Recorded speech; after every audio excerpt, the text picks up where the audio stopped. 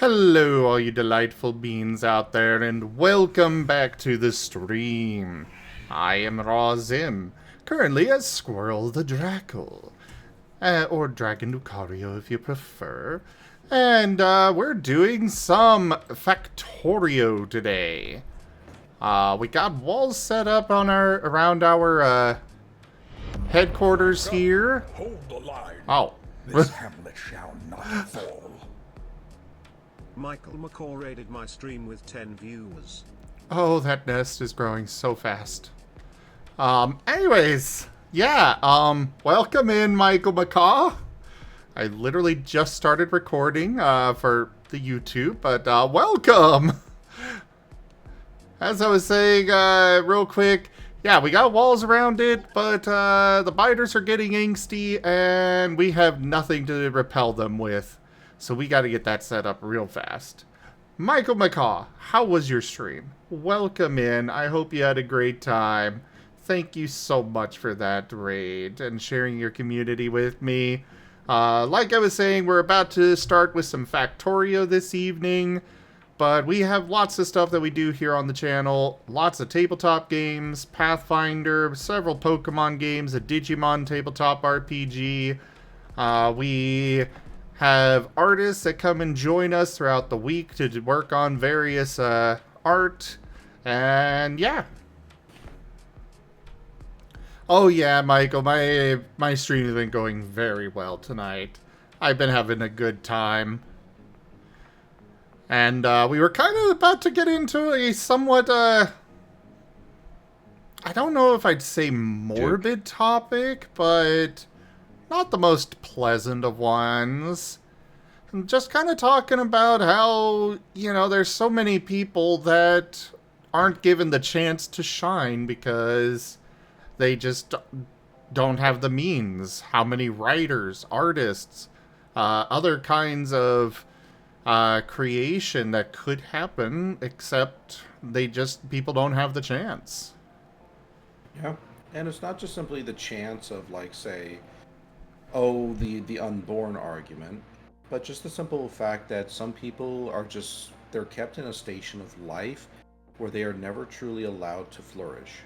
For example, as mentioned in the quote that I made before this particular recording, was people who were kept in, like, sweatshops and fields whose only purpose was manual labor and its utmost, I don't know, finality, if you will, and never truly given the chance to be anything more, despite the fact that they may have been fully capable of it. You know, it's kind of like a painter that you don't know could be a genius painter simply because they were never given paint. Yeah. Or they, like, even if they weren't given it, it's like, the question of what could have come if they weren't having to dedicate all of their time just to surviving. Exactly. And the reason that this particular topic came up is because I'm taking a look at a site called standardebooks.org, which takes a bunch of public domain books and revitalizes them for modern reading. Good stuff. You know, very, very, very noble thing to do. And I came across a book called The House Without Windows by Barbara Newhall Follett. Barbara Newhall Follett was considered a child prodigy in terms of novel. She only ever made 2 books in her life, one at the age of 12 and one at the age of 14, and both were critically acclaimed. However, at the age of 25, she mysteriously disappeared. Now, I find it very curious that she never made another book in between the ages of 14 and 25, which is an incredible span of time if you really think about it. Oh god, attack coming.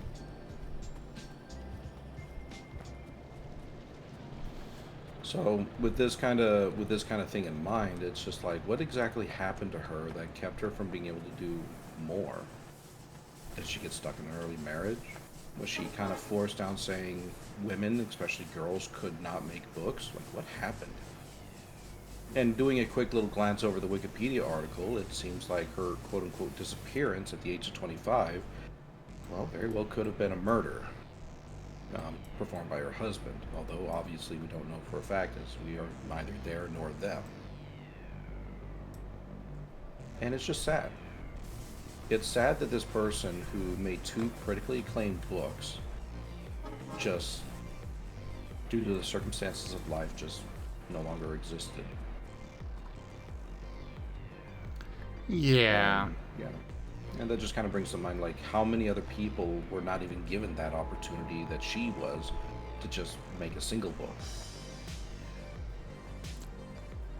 Like, another example is Aragon, the Aragon series. Mm-hmm. Those would not exist at all if not for the opportunity, if not for him being born to the right parents who knew the right people to get his books published. Mm-hmm. And like, argue as you will how much they are, how much inspiration they take from Star Wars and other similar media. The point is, as I'm sure you're trying to make, Zim, is that they're still acclaimed works. yeah. For a person who was very young.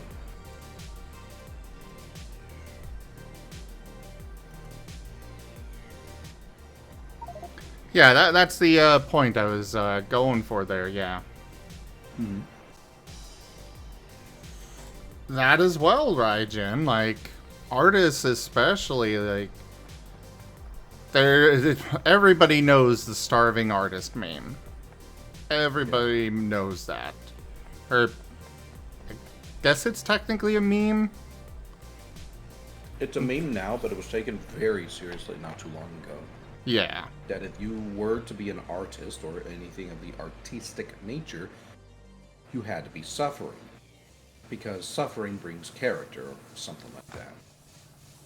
But in reality, all it really was is, hey, this gives me an excuse to treat you poorly or to pay you poorly because creative works should be looked down upon. I personally say it's more a matter of they just didn't have... It's more because they just didn't have the means, but either way, yeah. They didn't have the means to really support themselves. Whether they were paid well or not, it's still not your most reliable job, just like streaming isn't. Well, I would kind of argue differently, if only from a historical sense. While you're certainly not wrong in terms of streaming, which is a very fickle beast, some authors and artists were very much paid on commission, but they weren't paid very well. Which is why True. oftentimes you see such a breadth of different, like say for example, writing styles based purely on how the individual was paid. So like for example, by the word or by the page.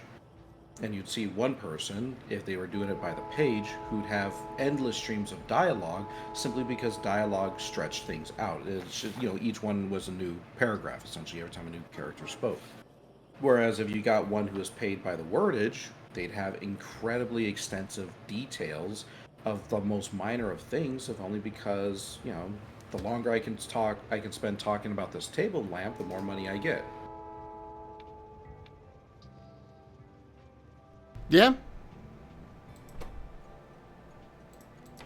That is very fair, actually. And obviously that's from a more historical sense. I'm not quite familiar how things are done nowadays. I think it's by the wordage still. So like, how many characters you have in your book or whatever. But point being, the starving artist quote unquote meme, in my personal opinion, since I'm not an expert on the subject, nor do I claim to be, was derived from an understanding that, hey, creative works should not be as valued as, like, say, the sciences. Which is, a horrible thing. Even then, like, the sciences are neglected as well. Oh, yeah. Like, I definitely don't disagree. I mean, your own field, how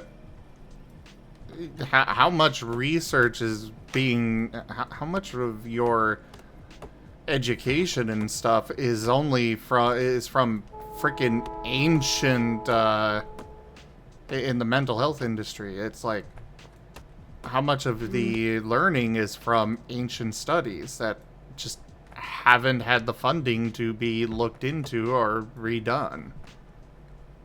Well, there is a lot of research still being done, but it's not as thorough as it is in other areas, simply because, as you very well mentioned, the lack of funding. Yeah. If you don't have the money, you can't, for example, get great sample sizes, which leaves you, with what you got, which is usually like college students. Yeah.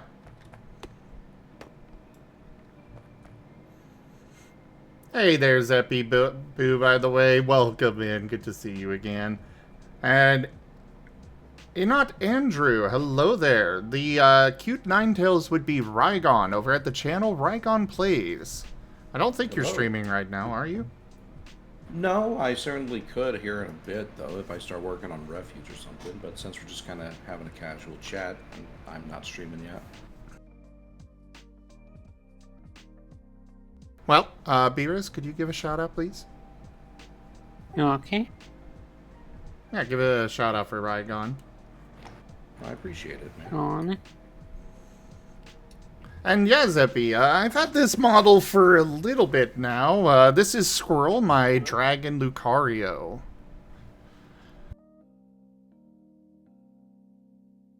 Or Drackle, as I refer to him, because, well, honestly, there's not a whole lot that's similar to Lucario, but, you know. There's references.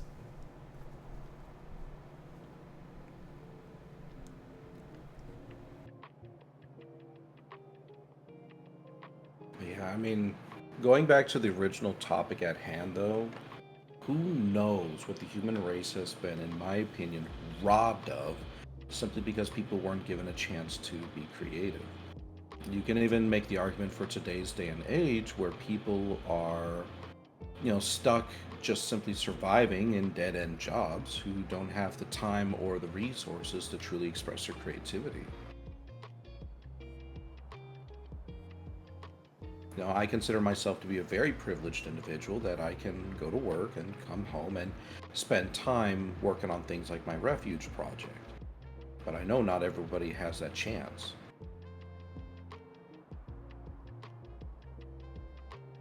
Yeah, exactly. And for me, it's like, I am incredibly lucky that I am in the position that I am. I consider myself fortunate and lucky to have met all of you, that y'all found my channel, because there's no way I could do this. There's no way I could be working on my own tabletop system. There's no way that I could be putting on all these streams or anything without the incredible support you guys have given. Indeed. And that support has taken years of work and losses. It's only in the last couple of years where I actually turned a profit here on the channel. Because before that, it was all in the hole. And I got the tax statements to show it. Indeed. Ah, Andrew. Well, thank you. I'm glad you like the art. If you like TF, you should definitely go check out Rygon. He also does TF stuff and actually is a TF writer. Well, other stuff too, but, he writes TF on FA. I could even read out one of my works, one of the obviously Twitch appropriate. But yeah. Oh, yeah. It's Umbreon07 on FA, right? Yes, it is. There you go. Umbreon07 on FA. Go check him out. And goodness knows I've got quite the backlog of art and stories to upload to it. Like just not too long ago, I finished another guided journey, and I still have to go through the editing for it. Hey there, Spooky. Nice. Your guided journeys are great. I'm glad you like them. Yeah, this one was a fun one, but I had to take a break right in the middle of it because it was a 2-hour session. Jeebs. But yeah, just going back to the previous subject there, it's like I'm only able to do this stuff because I got lucky. The vast majority of people out there are working 40 hours a week and barely making ends meet. A lot of them are having to pick up a second or third job, trying to make ends meet. Not to mention raising families or taking care of other expenses as they come. Yeah. For me, I'm struggling to make ends meet, but I'm able to, and luckily, my particular job means that I get to work on this stuff. But that's not the case for so many people, and there are so many reasons for why that's the case. Namely, corporate greed, but that's beside the point. Yeah. I definitely am somebody that will fight for the 30-hour work week. That should be the norm. I think it's 32-hour work week they're trying to fight for right now. 32 would be good too. As long as Yeah, it's not with the same pay as a 40-hour work week. Yes. I should clarify. Yes. Exactly, because that's where it should be. 40 hours leaves no time for anything.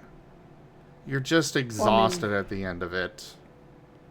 It's just kind of ridiculous because, like, in a typical 8-hour work day, especially for like a lot of office jobs and whatnot, people finish the work within 3 hours, and then they're just kind of doinking around the rest of the time, just trying to be busy. Nothing that's truly meaningful or productive. Imagine if a person was able to finish up their stuff in 3 hours, as expected, and then they could spend the rest of that time taking care of family or working on creative pursuits. The world would be an incredibly different place, I feel.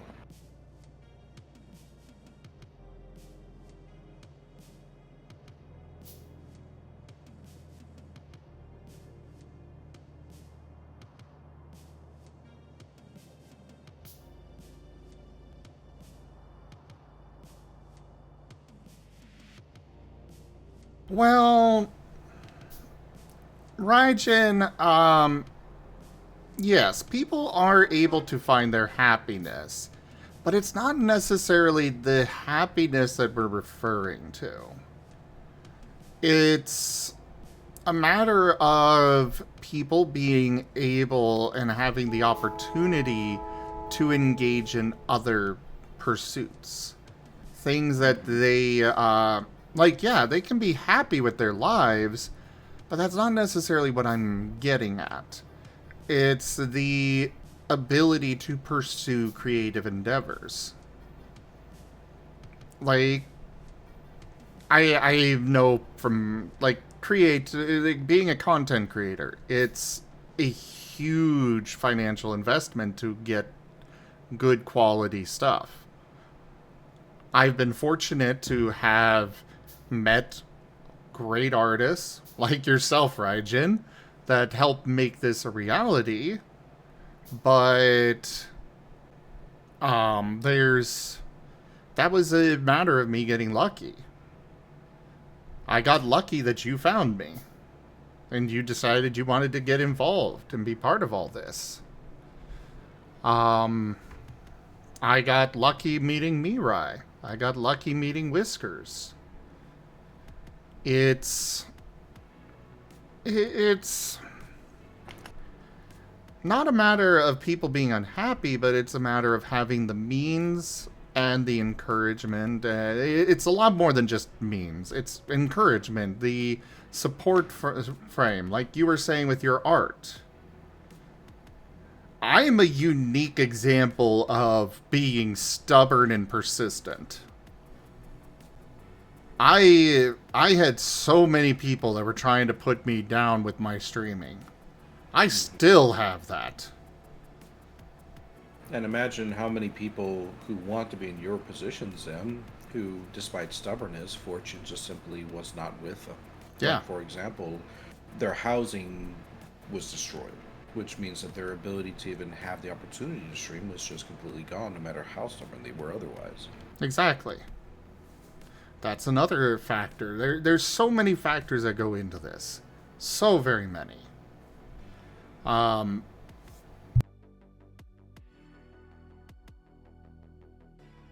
Oh, I had so many Zeppy. There were so many streams where I had nobody here for the entire length of the stream. That's not uncommon at all. No, it's not. For me, I picked up streaming because it was just a hobby. It's a hobby, but also a job now. But it was just a hobby. It was something that I was just having fun doing. The funniest thing is that it's like I had all of these, because I started doing tabletop. That's where I started. And I couldn't even get the players with me to go watch the stream to at least give me, more than 0 to 1 viewers. They just wanted to play the game. Which, fair enough, but it's also like, guys, please. At least make the number go up a little bit.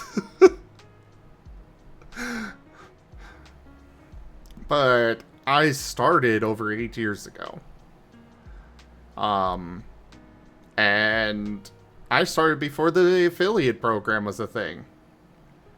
Which, that alone really encouraged people to watch smaller content creators. Because, well, hey, they can have all the bells or at least some of the bells and whistles that the bigger channels have. The emotes, the bits, all of that stuff. Yeah.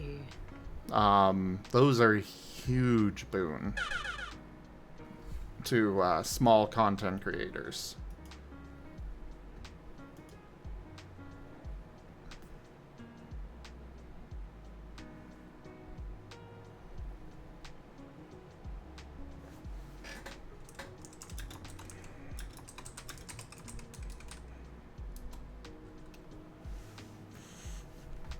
But yeah, I had so many. And I know back then I go back and look at some of my old recordings, and, I was bad. Oh, I know you're not. You do understand, Rigid. I know you do understand. Yes, Rygon is fluff and cute. Very much, yes. But yeah, point being for this entire conversation is some people are privileged enough to be able to pursue the things they want, and some aren't. And those that aren't, who knows what could have come from them. There's so much that the world, frankly, was robbed of. Make the argument for happiness or not, that's kind of like, as you mentioned, that doesn't really matter. Like, just in the sheer creativity stolen, it's almost mind-boggling. That's the gist of our whole discussion here, is just how much has been stolen and the amount that it really is just sad and mind-boggling that people haven't had those chances. Or, if they do have the chance, it's stolen away from them later on. Like, for example, the author that I mentioned that didn't create a single work between the ages of 14 to 25. Like, she made something at 12 and 14 years old. What happened that kept her from being able to make a third book in the span of, 10 years. Like, 10 to 11 years.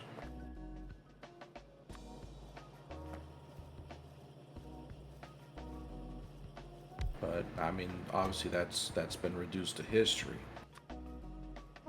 In today's day and age, what exact same things are happening? Kind of makes one wonder, doesn't it? It does. Yeah, I think I'll end off this conversation by reading a single paragraph from this author, just so we can all get a taste for her writing, if that's okay.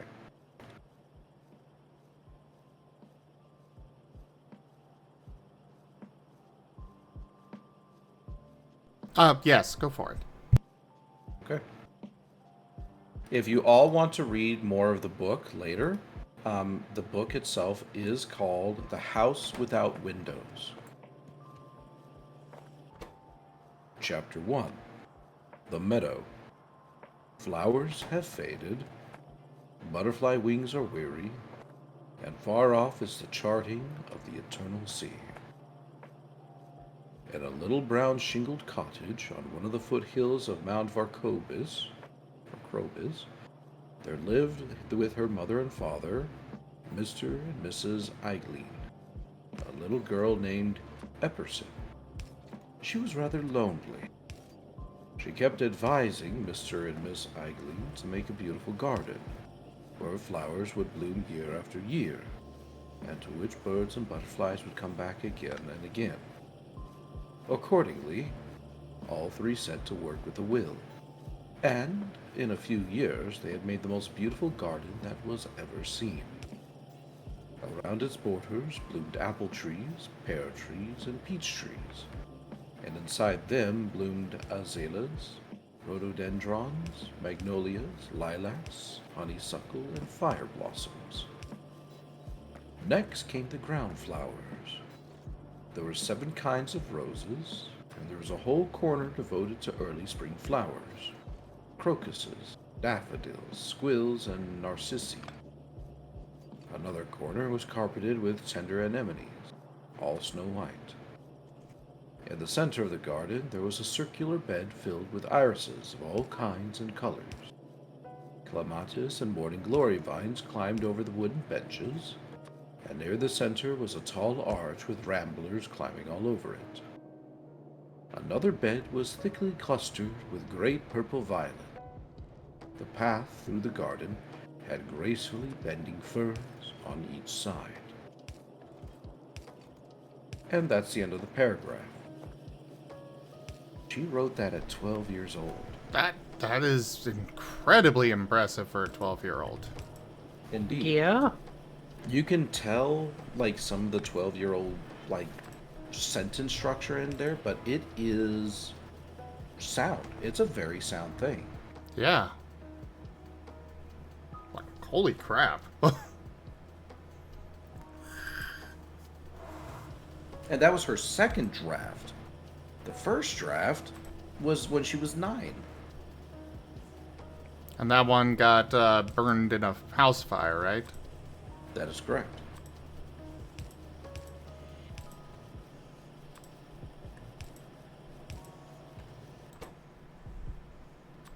But yeah, anyway, I think that conversation has certainly played itself out. So, Zim, if you want to talk about something else, you're more than welcome to. I will just simply be here meandering with things.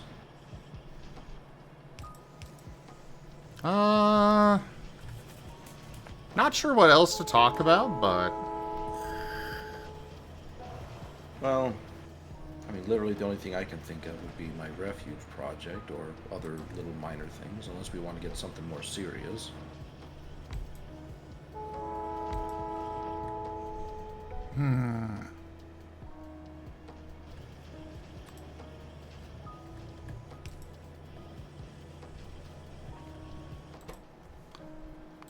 Right now, I'm personally just, trying to get automation of inserters set up as fast as possible, because my, factory does not have defenses, and one thing that I am really struggling with is inserters to get this all automated and going, and, well, the biters are getting angsty, like I said earlier. Indeed.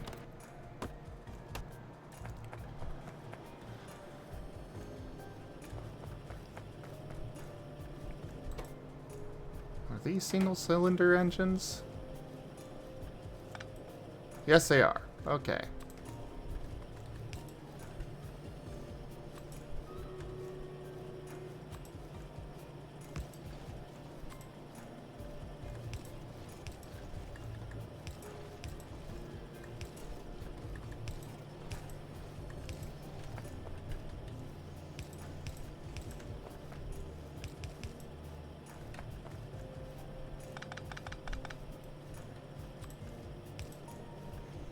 Rygon cute.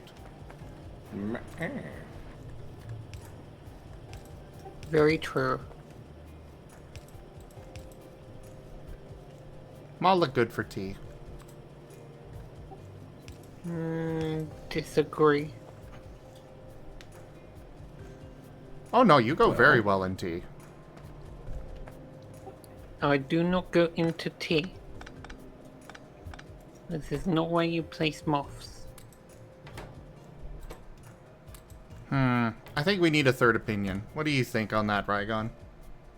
Oh yes, most definitely. Why would you put bugs in your tea? That's not where they go.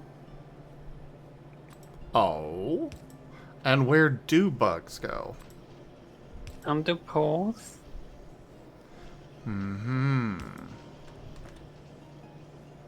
Yeah. Where else would they go? Indeed, Zeppy Boo. It's trademarked.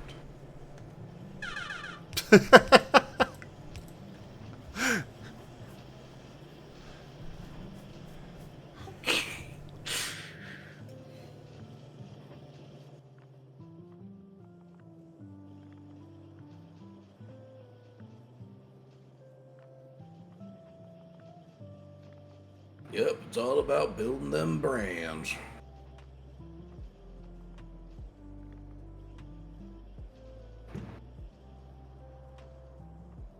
But yeah. In lieu of any other topics at the moment, in order to keep the conversation going and actually to help me out a little bit, I could talk on a few concepts from my refuge project and just see what people think, if that's okay, Zen.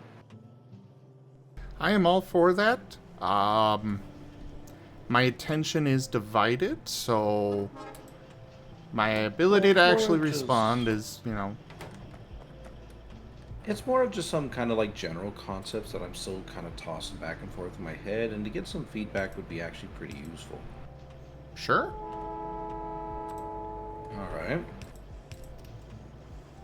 Then the first one I'll bring out is a little creature, or perhaps not so little, a creature called a Spherin. Now, the original concept of the Spherin is that it was a bit of an apex predator, or at the very least one of the apex predators of Hirosu. To anyone not familiar with Hirosu, Hirosu is essentially a gigantic dried out delta. So lots of canyons, lots of sand, lots of cliffs. So it's kind of hard to come up with a monster that could realistically work in such an environment. My original conception was something akin to like a wyvern. But after playing with the idea for a little bit, I've decided to go with something else. Now, in the original conception, the monster would hunt via sound, which made a lot of sense if you really think about it. Many prey or other creatures within Hirosu would probably rely on something like hearing in order to hear the echoes, and parse out the sounds within the canyon walls. It'd be kind of useful to know if something dangerous or something delicious is nearby, right? Yeah. So it also made sense that you could make a predator which would target that particular sense. As such, the Spherin hunts through a sound-based scream. And I decided that it would be one of those things where it starts off with like a low frequency that slowly builds into a high-pitched scream as it builds up. You can kind of think of it as akin to like a dragon as it sparks its flame before letting out a big gout. And to give a Makes very sense. rough approximation, it could be like a whoop, whoop, whoop, whoop, whoop, whoop, whoop. kind of like that. Which I thought, at least personally, would be kind of scary. I eventually moved away from the idea of a wyvern, though, simply because, well, with a canyon, if the walls are too close together, the wyvern might not be able to actually get down into the cracks and crevices fast enough to make any meaningful effort. However, as I'm thinking it out, I came across a different idea. What if we had a kind of reptilian monster that would scuttle around on 6 insectoid legs? It is blind and relies entirely upon being able on echolocation and blind sense in order to locate its prey. So, like, for example, it would click. The clicks would echo off the canyon walls, and that's how it would read its environment, by reading the entire vibration of with its body. When it came across prey, it would do the slow buildup of sound that would eventually lead into a high-pitched scream in order to stun prey.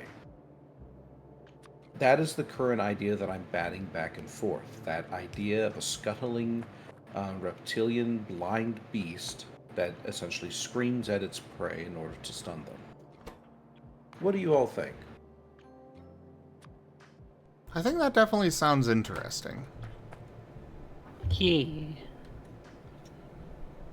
And the reason why I went with like a 6 insectoid leg thing was, well, if it can climb on the canyon walls, well, that means that it's got a lot more maneuverability than something like a wyvern.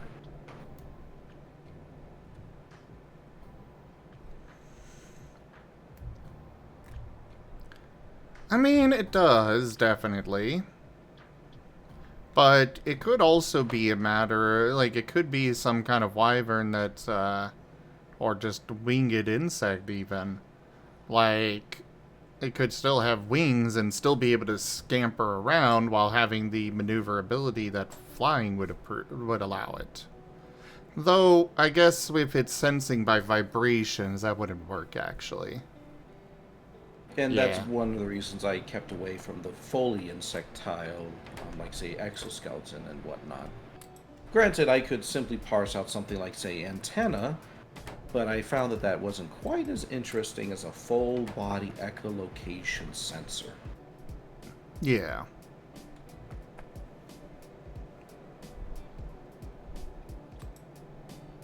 But what do you all think, chat? I'd love to hear your feedback on this particular idea. And provided I didn't put anyone to sleep. Like Werny. Oh, Werny. Wayne's always asleep. I swear Werny only comes in here to sleep. Much love if you're actually out there, Werny, but, well, yeah. Yeah, you haven't responded in a bit. We're making assumptions here. You just put him to sleep every time. Does that mean you could use Half-Life 2-esque thumpers to deter them from coming near you? Probably not. Mostly due to the fact that while that would certainly prevent them from being able to echolocate, it also means they probably get attracted to the sound. Where there's movement or sound, there's prey. You could probably use one to, like, distract, but if there's at all any civilization near one of those things, well, trouble would inevitably follow. The particular civilization that lives within Hirasu, though, does not have access to such technology. So, honestly, the point is moot either way. Well, I mean, I could definitely see it being useful to, like, yeah, you're right. They would not have access to that technology. That doesn't mean that it wouldn't be an effective means of stopping them from hunting for civilization that would have that kind of technology. I suppose. I mean, sure, if somebody came in and purposely made similar machines, like, yeah, the argument could be made that they'd be relatively effective. But, I mean, nothing like that currently exists. Well, At this least not isn't... within Hirasu. That's not a discussion of whether it exists or not. It's just a discussion of whether it would be effective. Yeah. Well, that's kind of what I mean. Like, I mean, yeah, it might be effective to a point. It's just one of those things of, I don't know how best to say it. Yes, and then we kind of move on because there's not much more I can really say on it. Fair.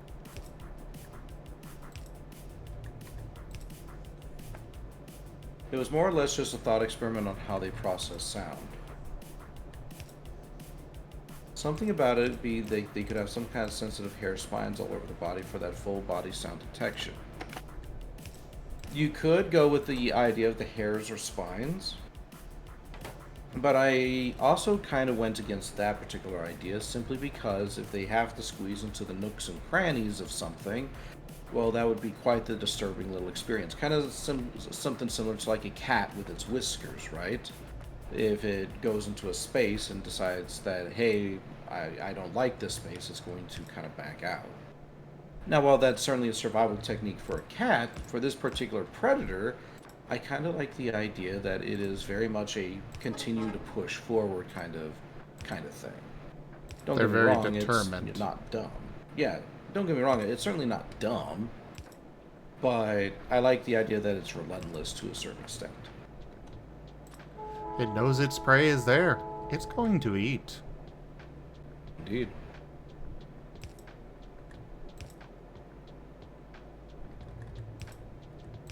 And you can't blind it because, well, it's got nothing to blind. In terms of eyesight, anyway. But I don't know, I just really like the idea of something that's just like clicking and scuttling. And you just see it, and the only thing you can do is just stay absolutely still in the hopes that you'll blend in with the wall, with the canyon walls, or with the desert dunes. Because if you dare to move, that's it.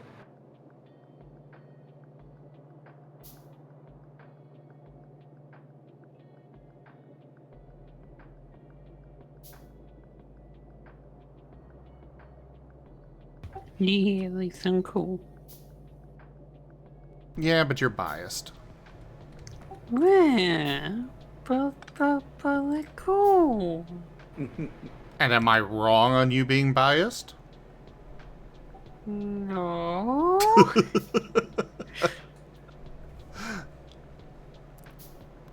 Why would I be biased?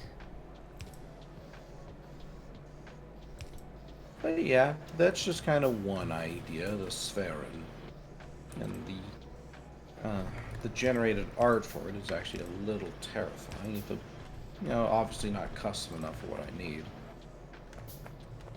I'll have to eventually commission a more official piece from an actual artist.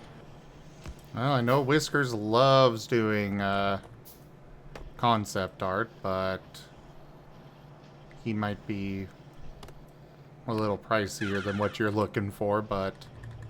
Unfortunately so, because any art that I find has to be of good quality, and it has to be affordable, and it has to be something that's within my copyright, since eventually it'll be put into a commercial product. Oh, well, that's something we can do, yeah. Yeah. But the upfront affordability is another matter. Yeah. And unfortunately, things, you know how concept art is. It's like you got to have a bunch of sketches, you got to decide on little bits of features and details, and, well, that kind of stuff can rack the price up pretty quick if you're not careful. Oh, no, we wouldn't charge extra for that. Oh, I see. Well, maybe it's a discussion we can certainly have.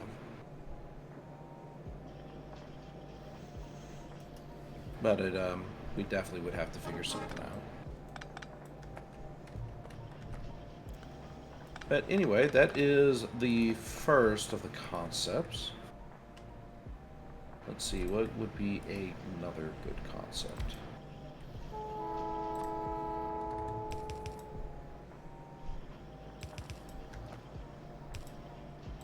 I'm just going through like all my little articles trying to find what looks good.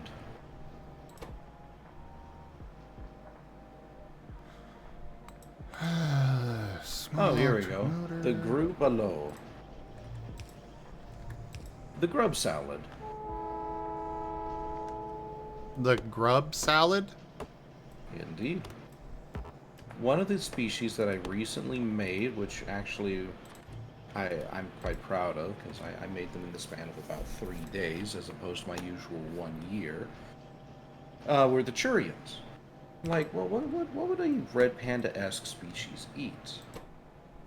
And something that kind of came to mind was the green below, a salad with cooked grubs kind of sprinkled throughout it. So, dare I ask who was involved in that creation? Amusingly enough, Raijin was not. Oh. Don't get me wrong, I brought him in after I had created the concept for, some detail stuff, but he was not a part of the original concept. Ah. And that is how we found out that apparently red pandas only have 3 days out of the year that they are quote-unquote fertile. Oh! Which is no endless stream of jokes with Raijin. Interesting, Raijin. Indeed it is. Sim just hears red panda and assumes you.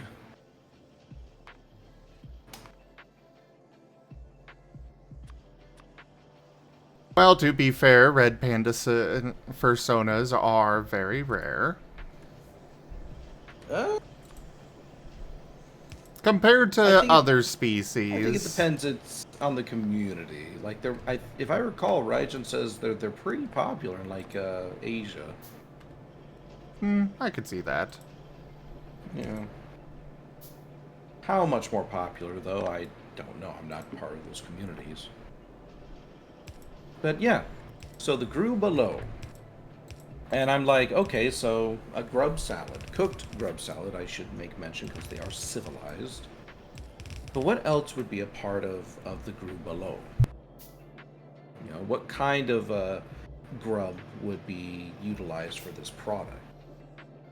Now, we could go with the basics of, like, say, just white grub, right?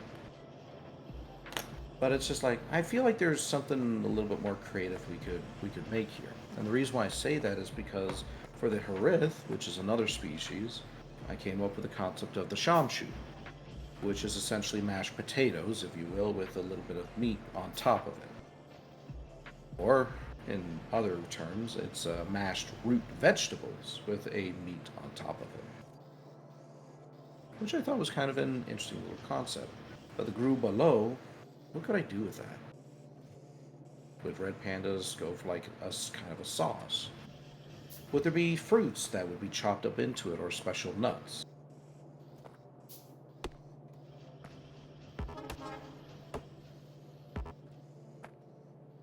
Well, I'm sure Red Rocket apples would be very welcome.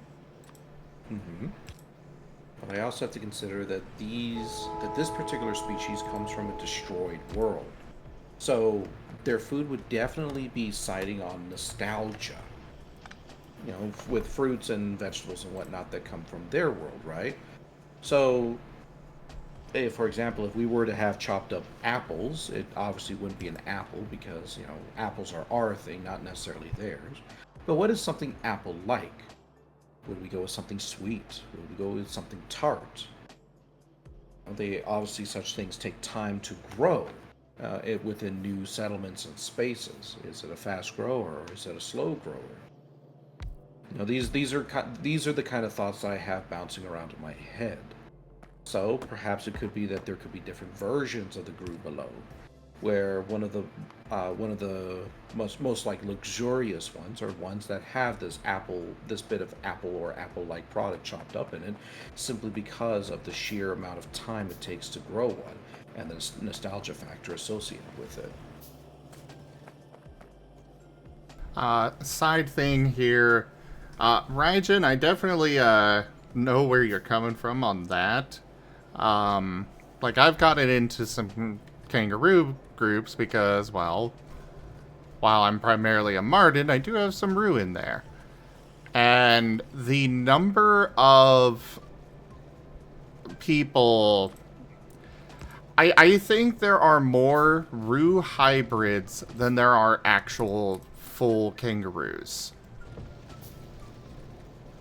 I've seen there's a few full-fledged kangaroos out there, but there are so many hybrids with kangaroos. Yeah. The paw lovers gonna get the big paws. Kangaroos are easy for that. Mala. Am I wrong? No, but I can still sigh in derision at you.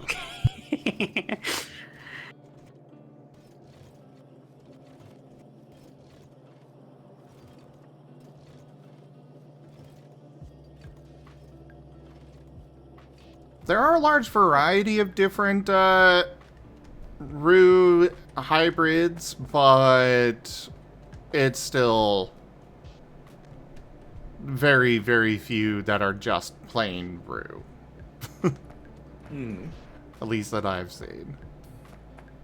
Yeah, you even see that within the TF fandom. I think I only know like one person who ever like has committed to the Roo thing, instead of it just being a one-off species or one that they use every now and again. Yeah.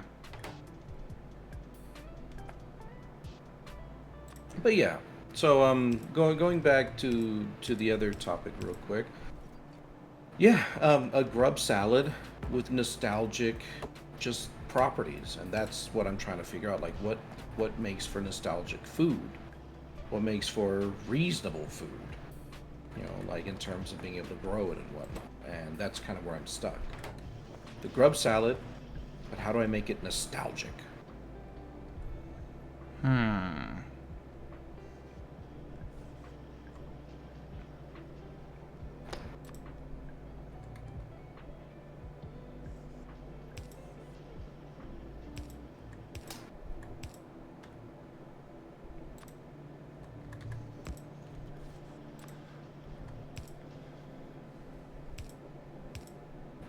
And thus you see my conundrum. Well, the difficulty there is really determining... The difficulty there is mostly a matter of you gotta determine what is nostalgic to them. Mm-hmm. Like, even individual people will have different things that are nostalgic to them. Like, for me, Super Nintendo is nostalgic. Mm-hmm. But for even different generations, for that matter, which that does actually poke not necessarily a hole in what you're trying to go for, but it does beg a question that kind of needs to be answered, is, are those actually still considered things that would still be nostalgic considering generational gaps? Because those I would actually say yes. And my reasoning for this is this. How many of us have had like our grandmother's cooking or something similar, right? And that's just something that we just treasure. And we attempt to recreate it ourselves, and it never quite tastes right. No, But it if you doesn't. make it enough times, it just kind of becomes a family tradition. Like, for example, every Christmas, we always have this kind of food. For my family, it's shrimp dip. Every holiday, we have to have shrimp dip, and don't get me wrong, we don't all quite make it the same way as my grandmother did, but we still make an attempt to make it, and it's become a bit of a nostalgic meal. So, even though you're right that the original nostalgia, i.e., these are products coming from a destroyed world, and that they, obviously that's a concept that's more nostalgic to people who were originally from that world.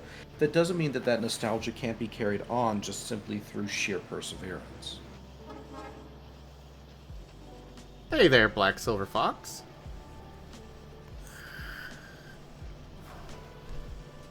Black Silver Fox says the grub could be seasonal and closely associated with family gathering or festival.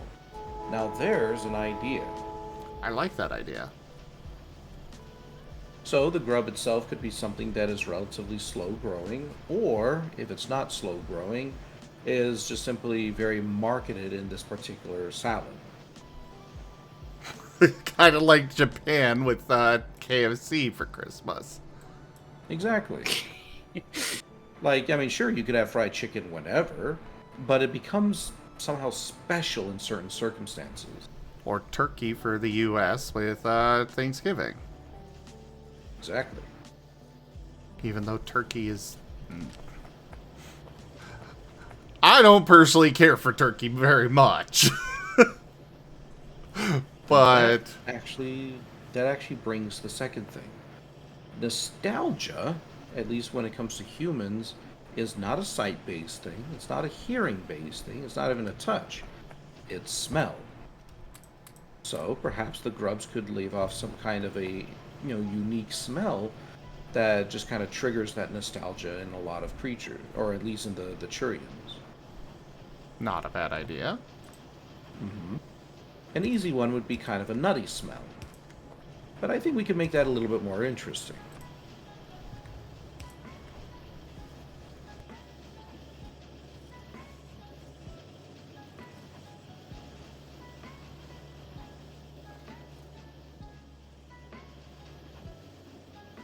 So let me actually toss this to you. What are some nostalgic smells? And one I would argue is the smell of either fruits or vanilla. Now for fruits, that's kind of its own thing. I'm not sure how that would work within a insectoid product. But vanilla, on the other hand, now there's a little bit of potential. So I'm thinking maybe a nutty smell with just the slightest hint of vanilla.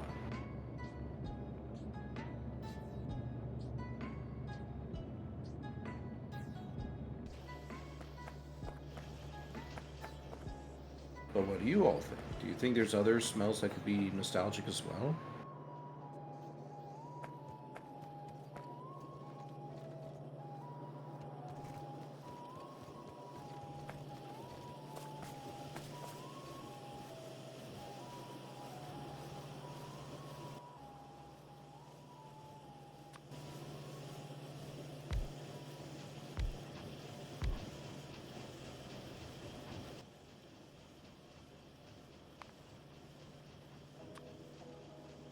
I'm kind of thinking on that.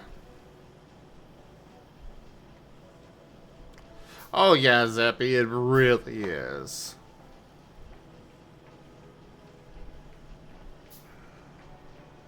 I think I'm gonna hop off now. I got to go. Sure thing. Okay, see ya. Well, I will definitely say another side little bit of tangent on this is this could literally be anything we want. Mm-hmm. True. And, I could literally make this thing smell like, a rock, and it would work fine.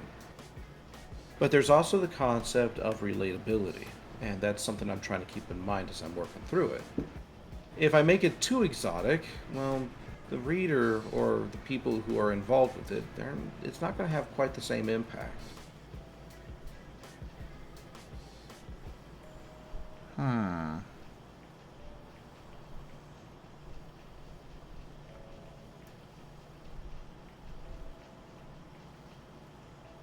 If you all need a little bit of an idea of the planet itself, though, well,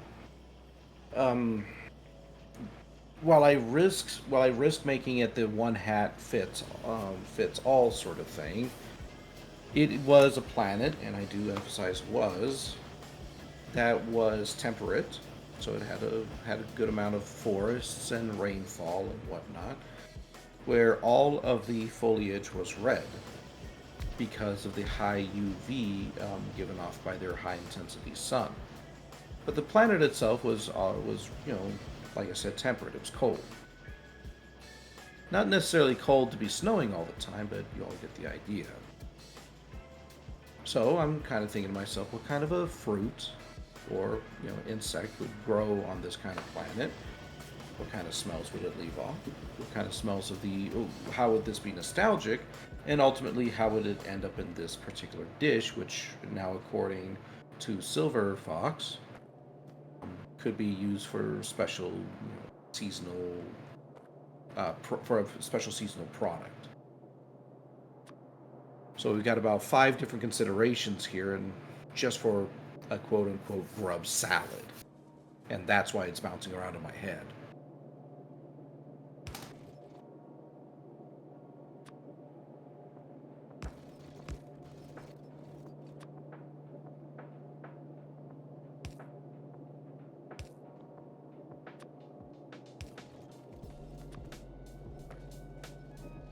We have somebody who mentions roast chicken and vegetables.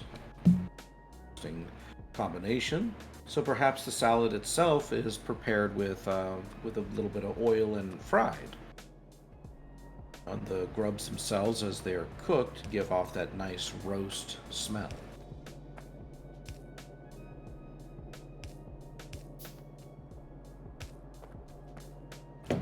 Yeah, I think going that route would probably be your best bet. Okay. Eye Why do you say that? whiskers. Huh? Why do you say that? Because, I mean, there's a reason why it was brought up. Like, it's not so much the smell of just, hey, here is chicken. That's not what we remember. It is, hey, there is this specific way that it is being cooked. Mm-hmm. That is filling the house. Well, then I think we've got potentially a little bit of a winner here. Roast vegetables and grub. They give off a unique smell and flavors and textures. They could definitely be something that aren't made that often. I mean, after all, it takes a little bit of effort to make it. They come from the from the planet itself. So, the vegetables or the salad products could come from plants of that planet, and the grubs themselves are obviously, from that planet as well. And there we go. A seasonal dish that is nostalgic for the Turians, and something that they treasure as a part of their past. And it's a grub salad.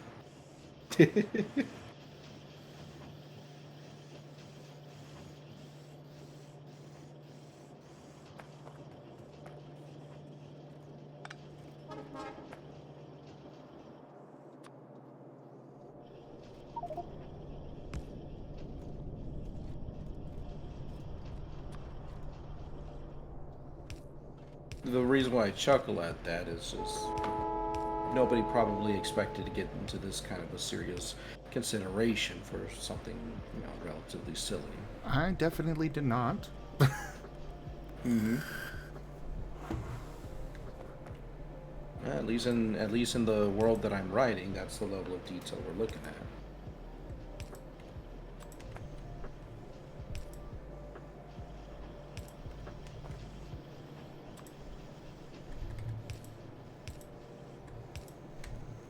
Oh, I cannot Imagine's wait like for... Sim, it's Raygon.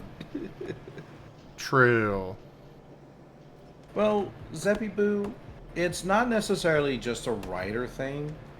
This is something that is very specific because the world that I'm writing isn't just going to be a world, made for a novel or a book or whatever.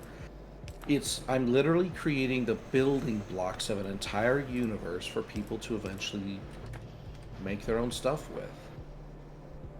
Like, I want to make it as detailed as possible so that way people can make their own stories, make their own games, songs, characters, the list goes on and on.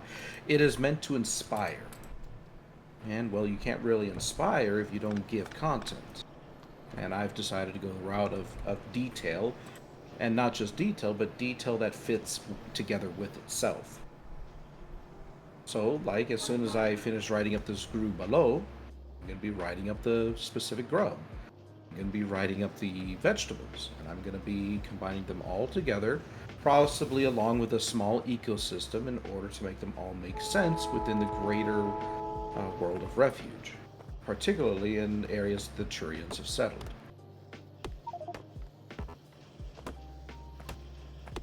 And ultimately, when I create the final, or not the final, but the world-setting book, and supposing that the Turians and their stuff is a part of that book, all of this detail is going to be included in it.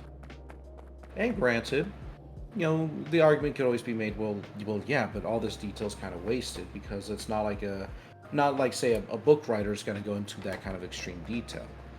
And I'm like, sure, but one of the reasons why I'm going with this extreme detail is because when people do eventually take these building blocks I'm creating and put them together, it's going to feel real. And it's going to feel real because these details, even if they're not stated, fit together.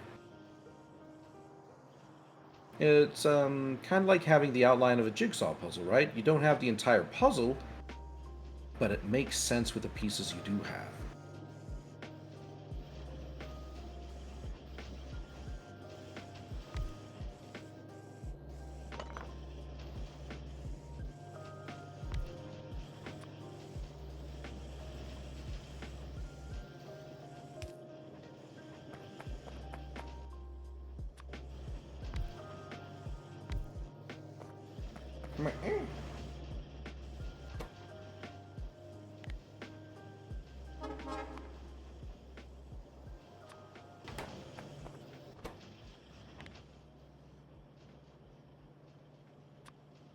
Yeah, I do definitely understand the goal on this. Because that is kind of the same goal I've got with the SCAR system.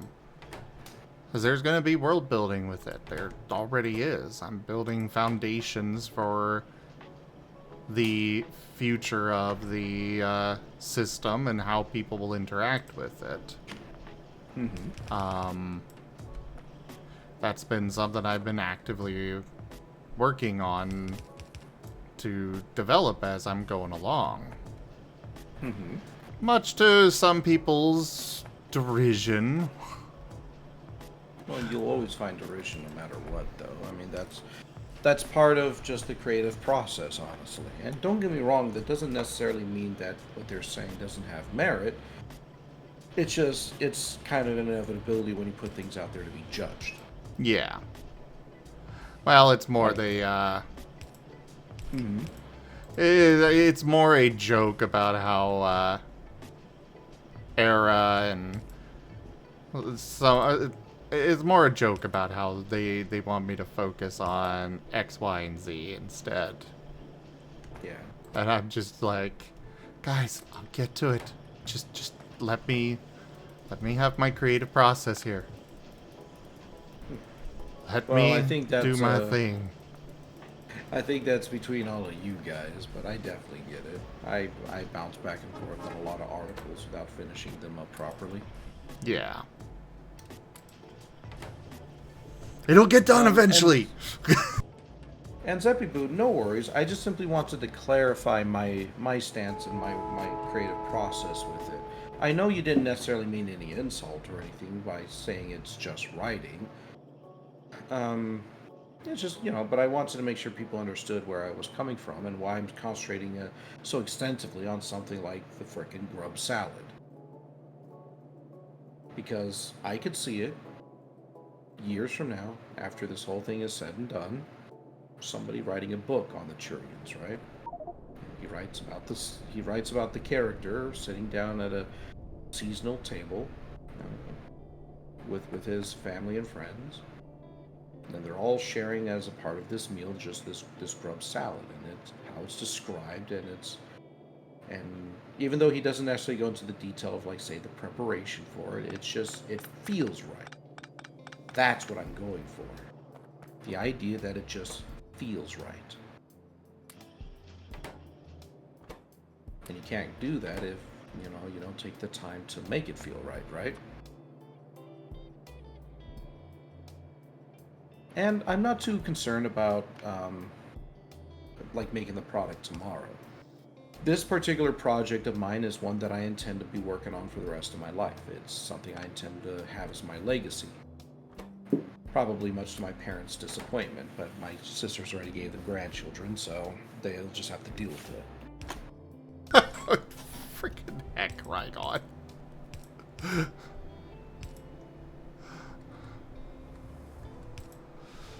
Though I definitely understand that feeling.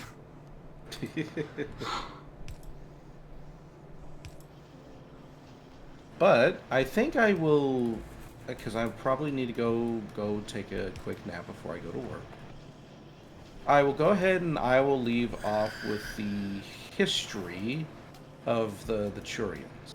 And it's a relatively short thing that still is under work, but it just to kind of give you a little bit of an idea of where they're coming from and why this is kind of important to them. So, the Turians led a fairly typical history. Evolving as a species, they were eventually able to develop thumbs, which allowed their distant ancestors to descend from their forest mountain homes and claim dominion over the rest of their world. Learning how to use tools, they were able to generate food crops, dissuade natural predators, and create permanent settlement.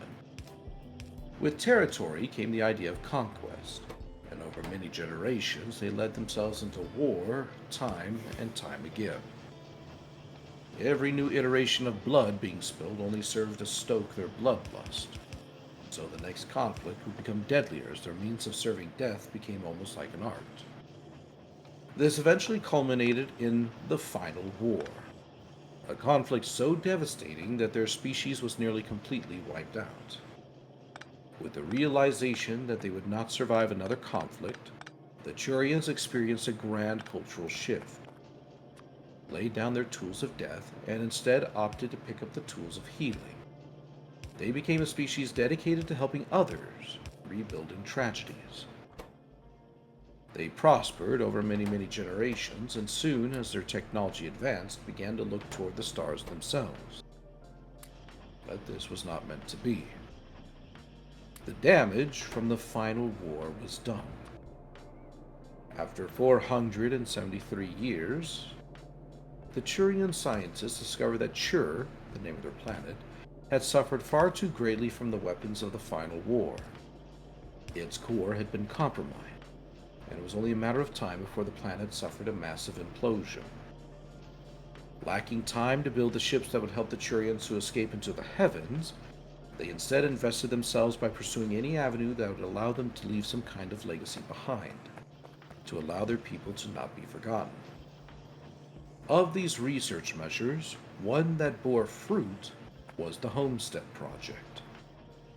By building a portal that allowed them to peer into other realities, they were able to see that they were not the only people to suffer. As such, they made a final decision. No longer were their projects going to be used to help themselves, but instead would be used to help others. With this resolution in their hearts, the Turians dedicated everything they had to one simple task: to keep the Homestead Gate open for as long as possible to allow for as many people and resources through to help the first woo. What had been expected to last only 3 days instead extended out into an entire week.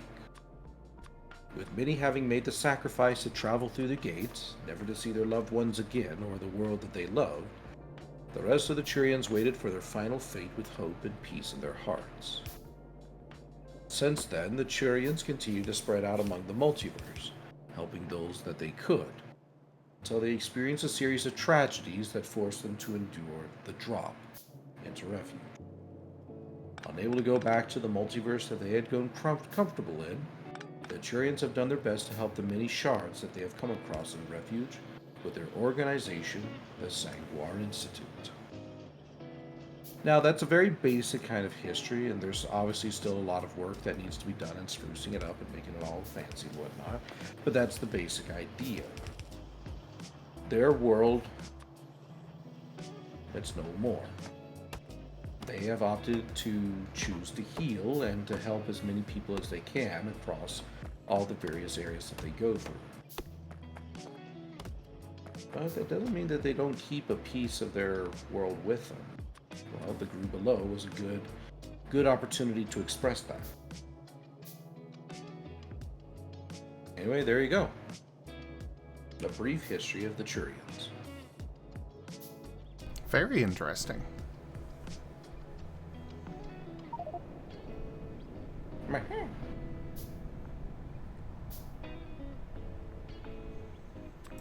Yeah, I really wanted to create a faction that they were an organization for healing, but they weren't something like, say, the Umbrella Corporation, right? Where they're healing, but there's like some kind of a dark secret. It's like, no, they're actually genuine. They do want to help, and they want to help as much as they can. Don't get me wrong, that doesn't always mean that their help is the most effective, or that it doesn't cause harm, but they're not doing it with that intent. Sometimes as the saying goes, the road to hell is paved with good intentions at times. Indeed. They have Zeppy, go get genuinely water! helped out many people. They have genuinely helped out many people in, well, many shards, which are regions within Refuge. But that doesn't mean that they don't make mistakes.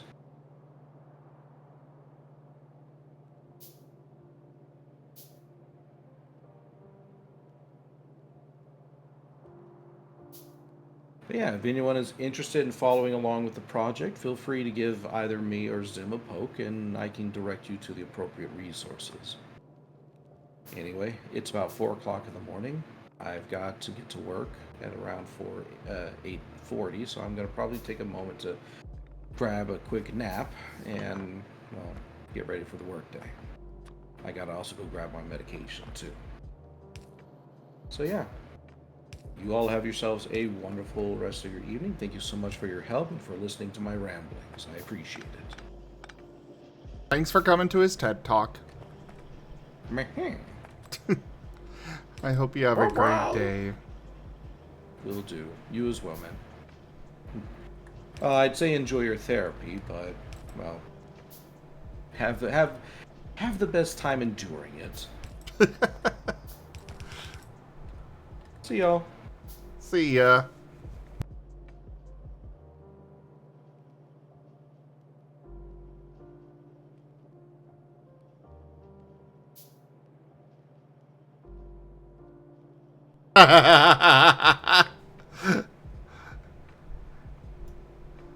It was definitely an interesting tidbit that was brought about. Also, I moved Werny to the pillow nest because, well, he is definitely asleep.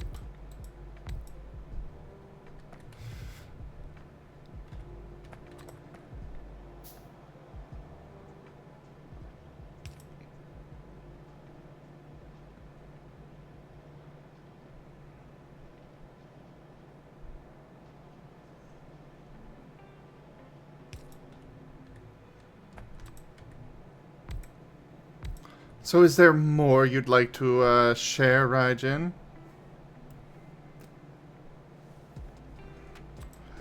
Well, they could be going the route of the freaking actual, you know, the Great Panda or whatever the differentiating term you want to use is for them. Where I swear they are trying to kill themselves.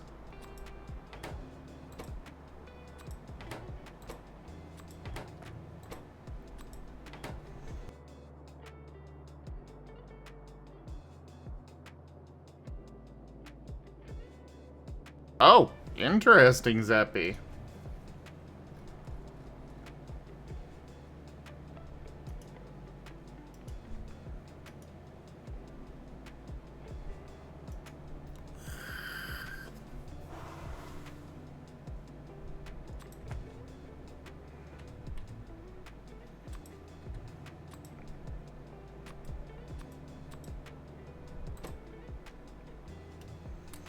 Okay, we are gonna put as many of these in here as we can. Because I am gonna move to all fast inserters now. And I need to clear out my inventory. How do I get this? Oh, that's how I get it off. Cool. Go get water!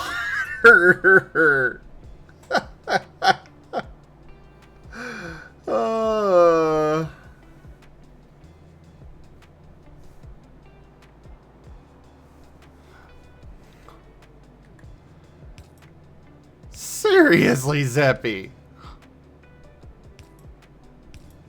Don't make me time you out. I have done it before. I will do it again. I will force you to self-care. One way or another.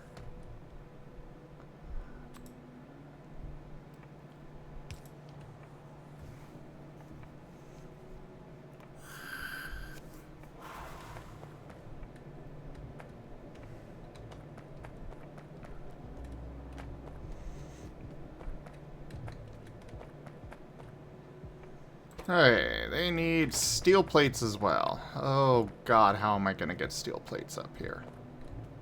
I think these are my steel... Yes, they are. Cool. Also, I need to go pick up more conveyor belts. There they are.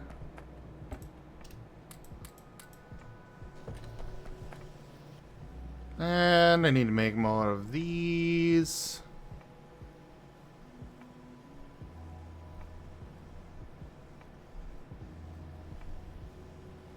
Wait. Underground belt connector?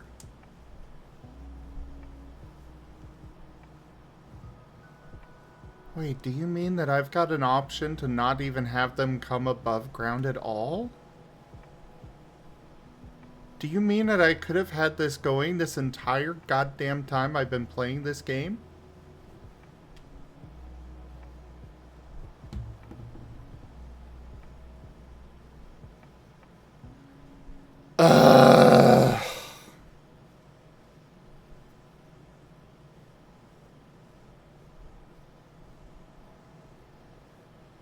Yay, mods. Boo for getting a mod option exists. Well,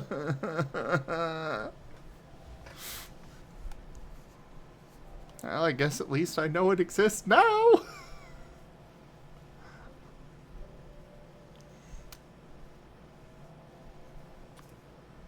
Let us see how this actually works. Control B.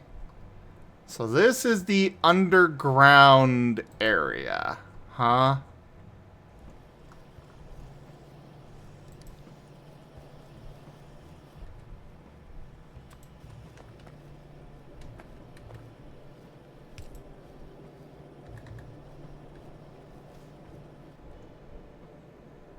Oh my god. I really...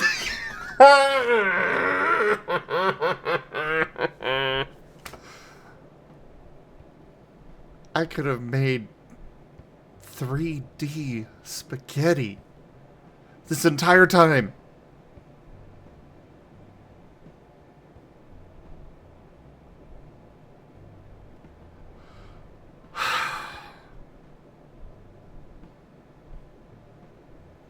Well, at least I know it exists now.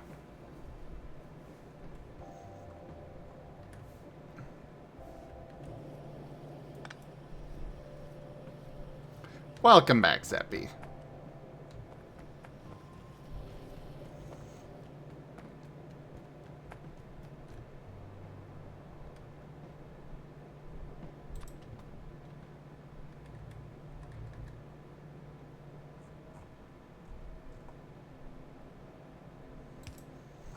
Now that I know it exists, I am going to use it immediately. Because I had no idea how else I was going to get this stuff up there. I literally thought that these were just two different recipes, and I was always confused because this one seemed, you know, more expensive than this one. But this one's like two of them. Or one. Now I know!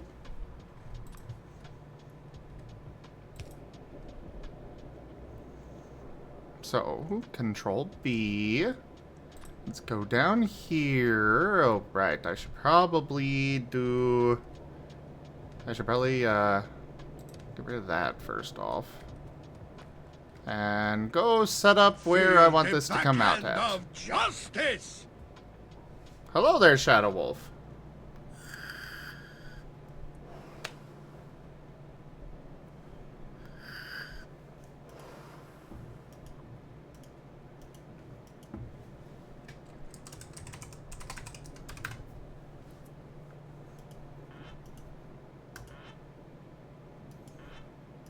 Your pack has been sent. Good luck.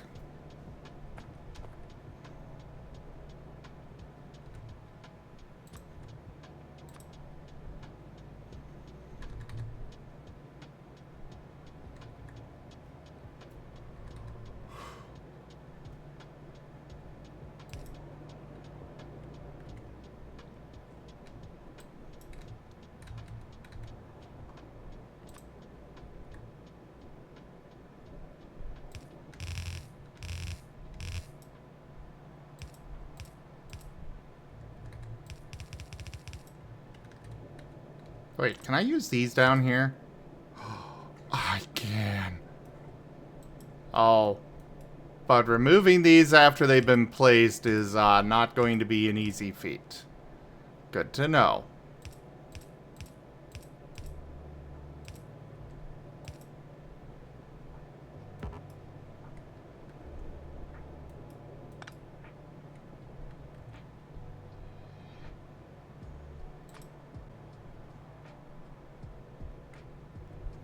Wait, how do I bring them back up?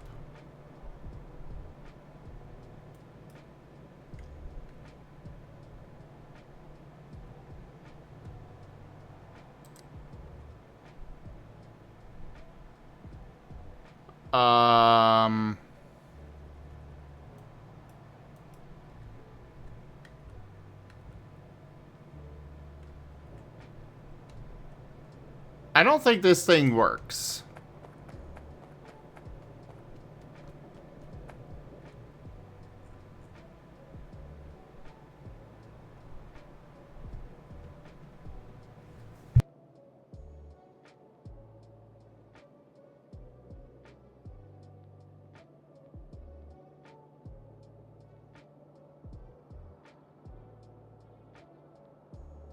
Where is Burnin' when I need him?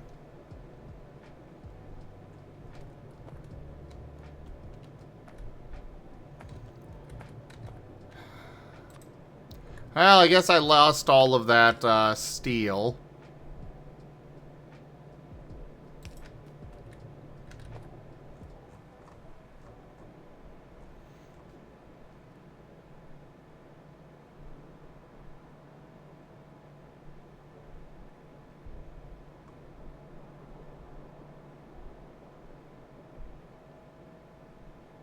Eee.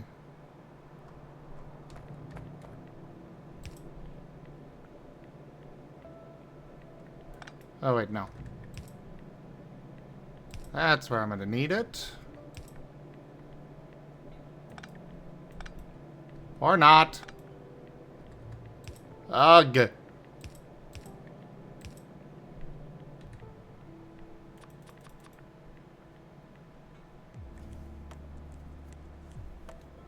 Well, Sev saying this is a modded thing that apparently lets you place belts underground outside of just the limited space that you get with the underground belt.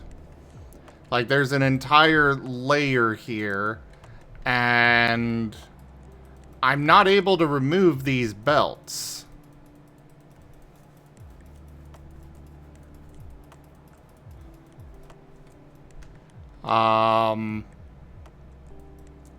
And as far as I can tell, there's no way to actually bring them out from the underground.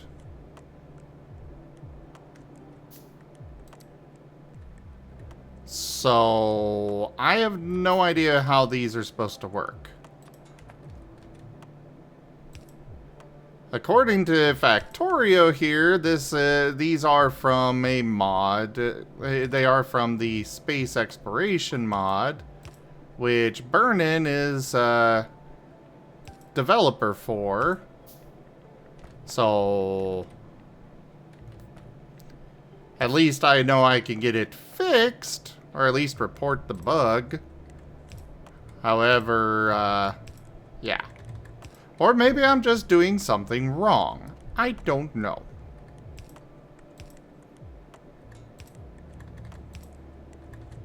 What I do know is Raijin cute.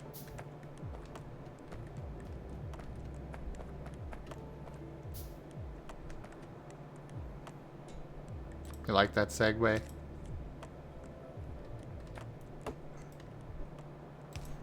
I think it was pretty clever myself.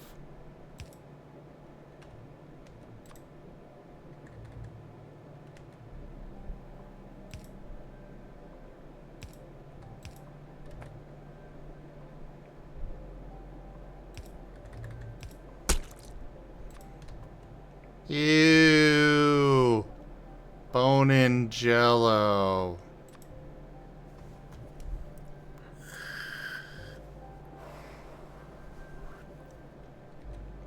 Good morning, Ido. That was not much sleep. Do we need to send you back to bed?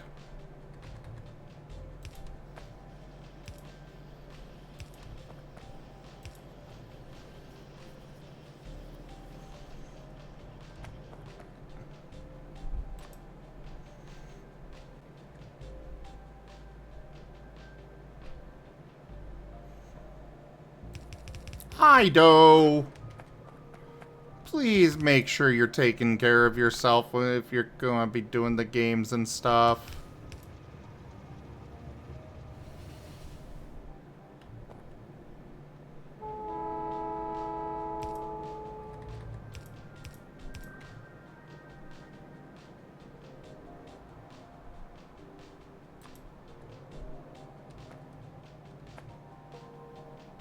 It's not boneless, it's bone-in. Geez, some people. No culture.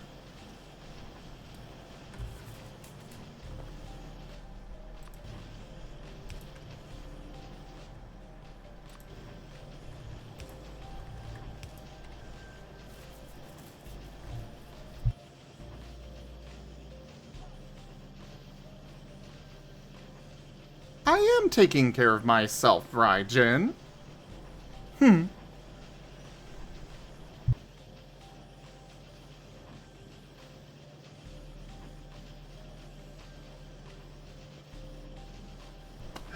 Okay, so the joke is, so Whiskers is a ghost, and they are a ghost with bones inside, and that we've kind of made the joke that Whiskers is bone in jello.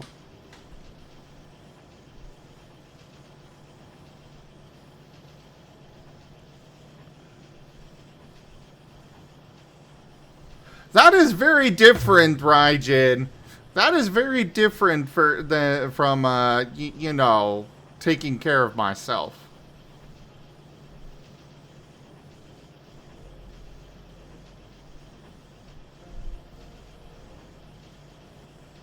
It's all right, Zeppy. I just appreciate it when you guys come by, period.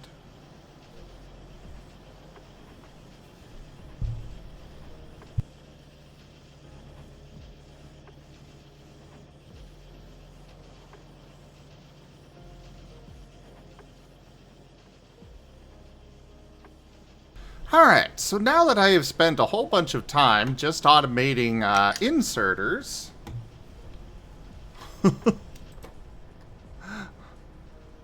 I guess I can get to work on turrets.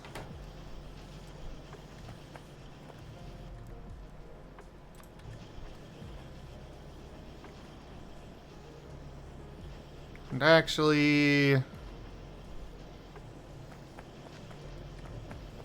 I am going to leave this here. Because sometimes I might want a few regular inserters. But I'm only going to keep 5 stacks in here. And some of them are going to be pre-placed.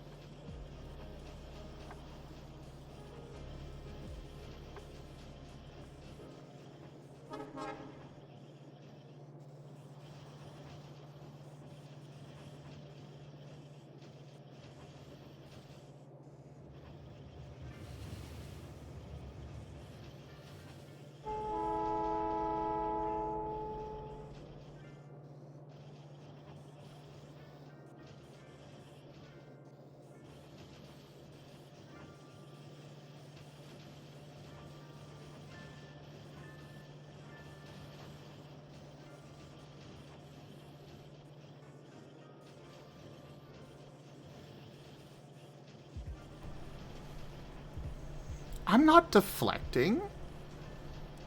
I am just declining to answer your question.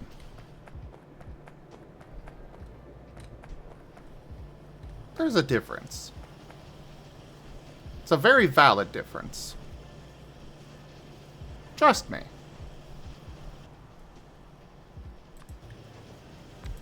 Trust me, I'm not a doctor.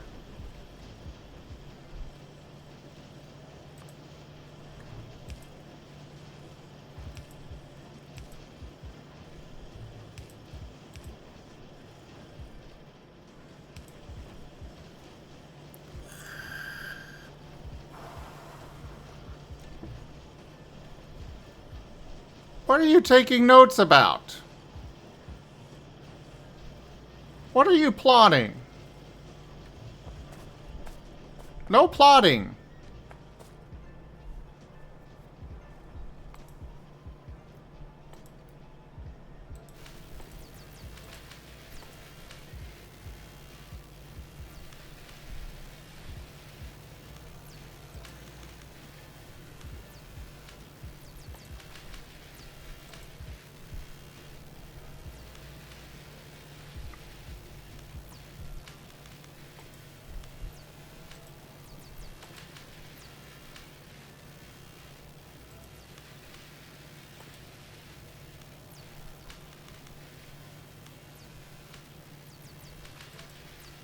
I don't know why I would want that thing, but I'm gonna go ahead and do it. Research it. Mostly because I'm gonna research this stuff eventually anyways. This hamlet shall not fall.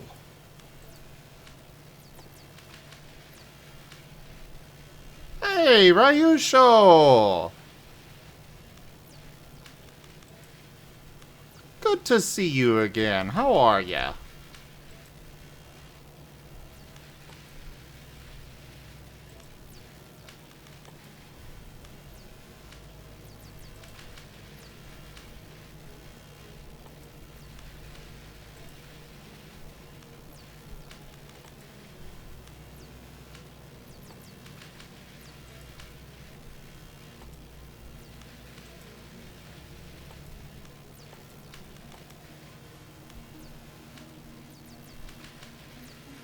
Wait, but allows research of further military options.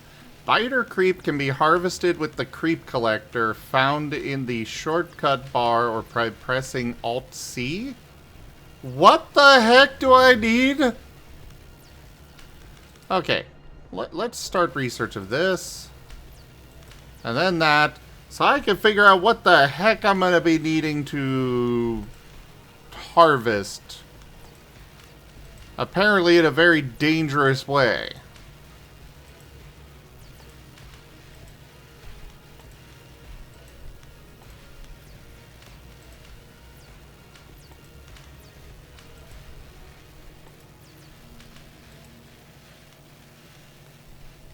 Just finished doing some Shin Megami Tensei 5 Vengeance. Oh, jeez. And hey there, Alkane. Good to see you again.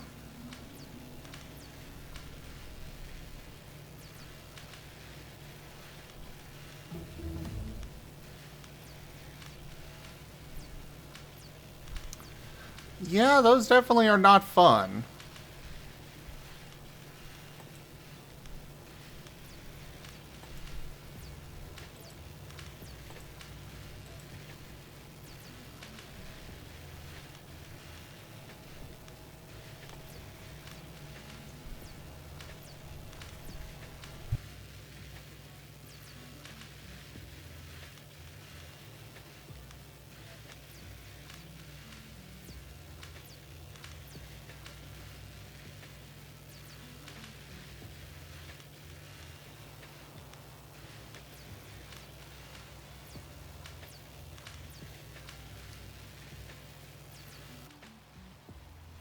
Okay.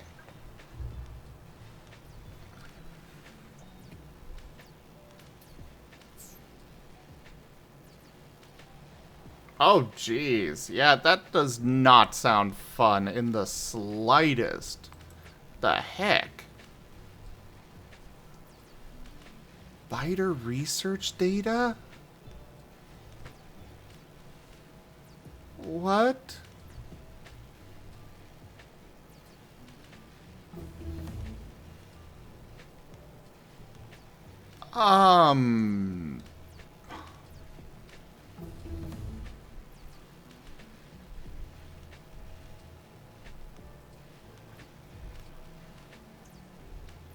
So you're telling me I gotta go out to freaking Biter Nest and harvest stuff? I don't like this. Oh god, there's another Biter Nest nearby.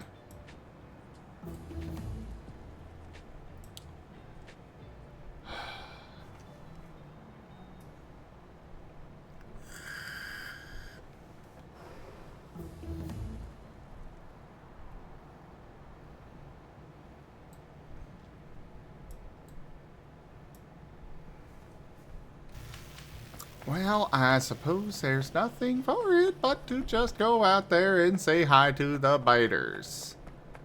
Oh.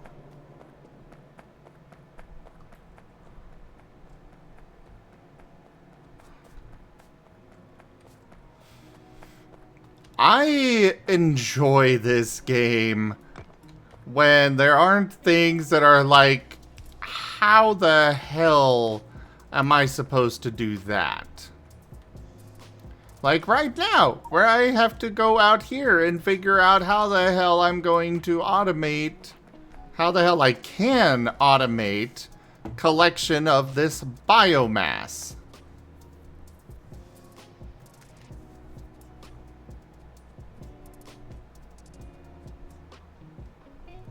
Especially because the game only told me that oh god, that's a nasty nest. Oh god, why?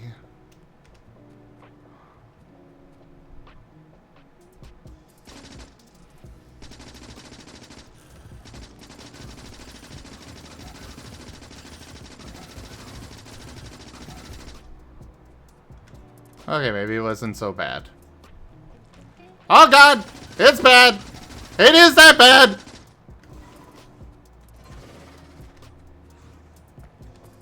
Ah! Ow!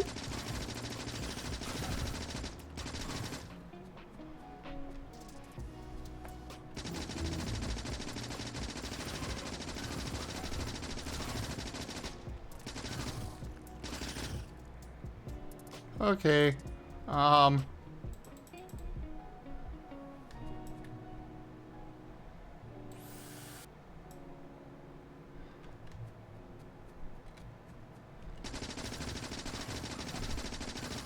Those things have so much range. And I do not.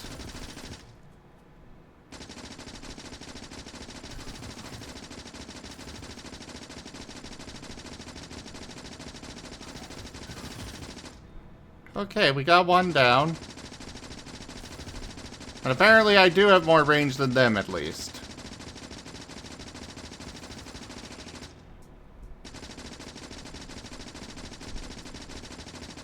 Nope.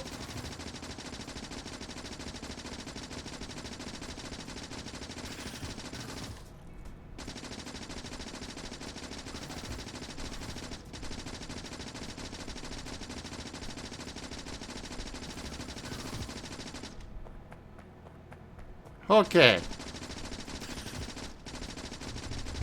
I think we got it. I think we got it. Alright. One nest taken care of. Let me pick up. Let's see.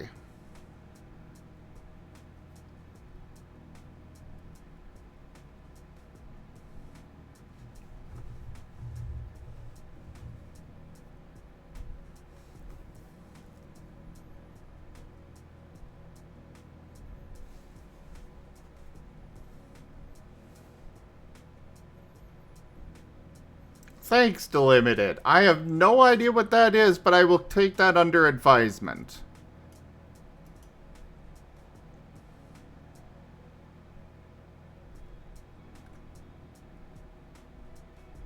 This was a mod pack put together by basically the community. So of course they want me to suffer.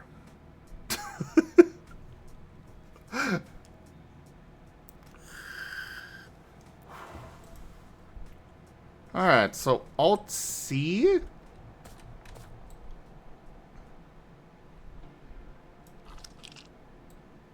Oh, it's not a very, long-term resource that I can get. Or a regenerating one.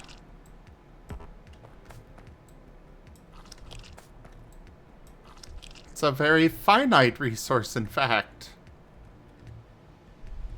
I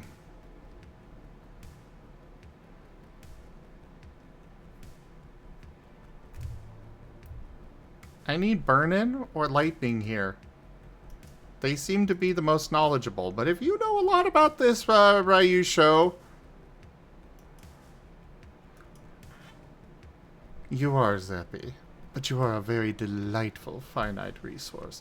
One that I will exploit in only the most caring and careful ways. But flirtiness aside, I need to figure out how the hell I do this!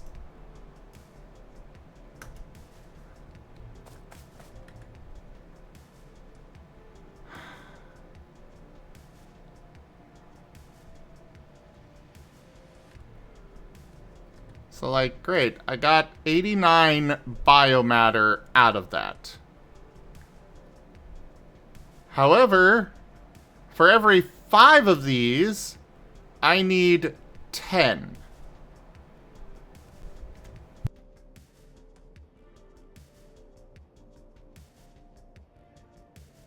Well, yes, I do have biter expansion on, but what I'm referring to and what I'm wanting is, you know, the kind of renewable, as in, I put down a bunch of mining, you know, I put a base down around this coal mine, and I know I'm going to be harvesting this for a long time, and I won't have to babysit it. This biomatter seems like I'm going to have to come out here and clear out a nest every 5 minutes, if not more often. And it also means that I can't really go clear out biter nests because I need them to grow to get more of this resource. So I have no idea what I'm supposed to do here. How many of these things take this?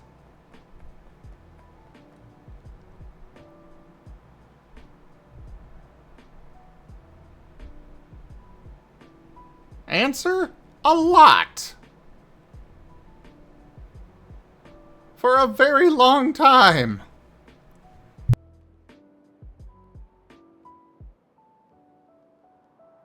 Except they're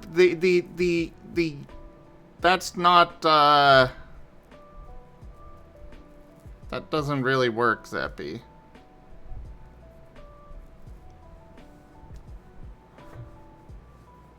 Because I can't use their young.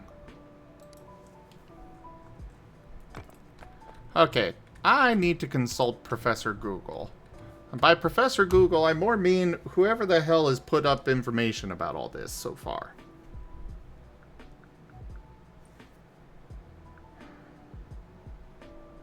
Factorio biomass.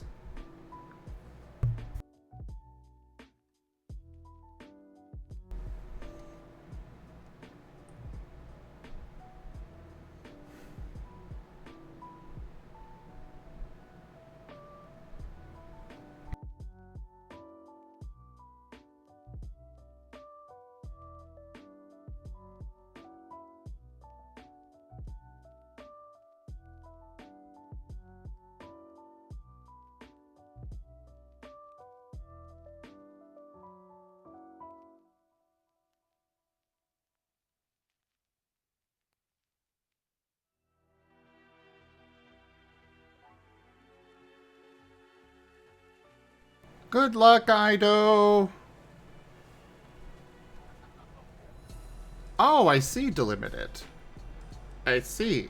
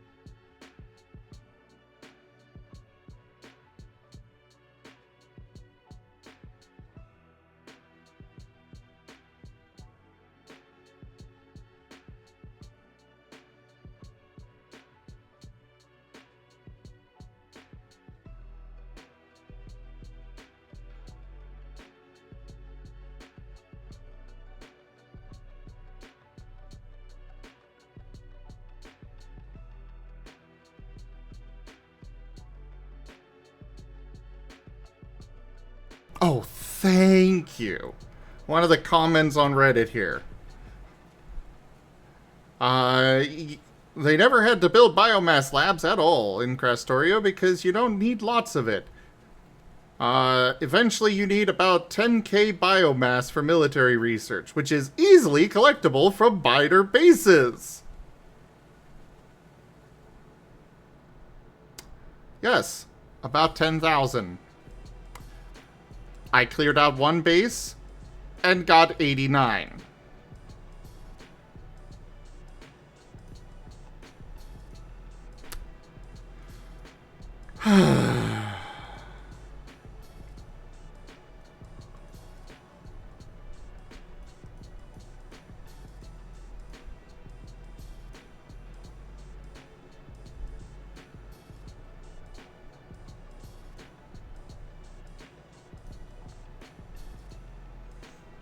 Well, yes, Zeppy, because I do not want to deal with this bullshit.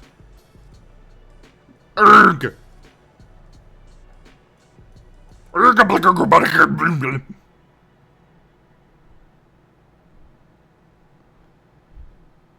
RF Holloway, hello there, welcome in.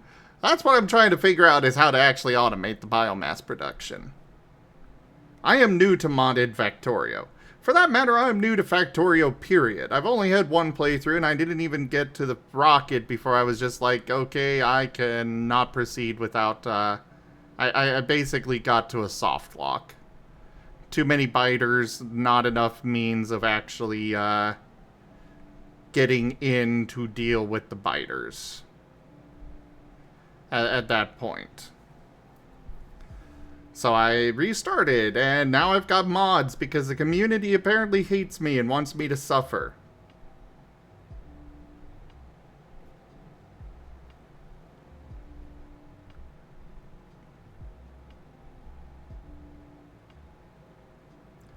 Well, if you can at least point me in the right direction on how to automate this biomass production without having to go clear out a base every 5 minutes, I would be grateful. The only thing I know of is Biolab, and that does not seem to be a thing. Oh, wait, bioprocessing.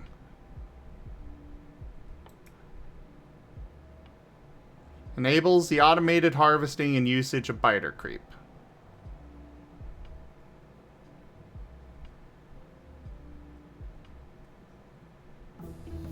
Oh, you know what I mean, Raijin.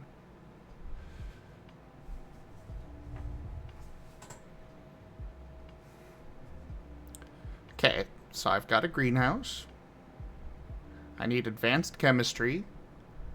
Oh god, I do not like the looks of any of that.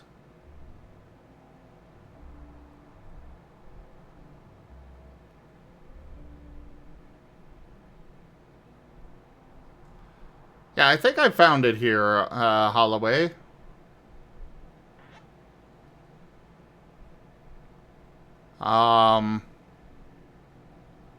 Just a matter of figuring out how to actually get it.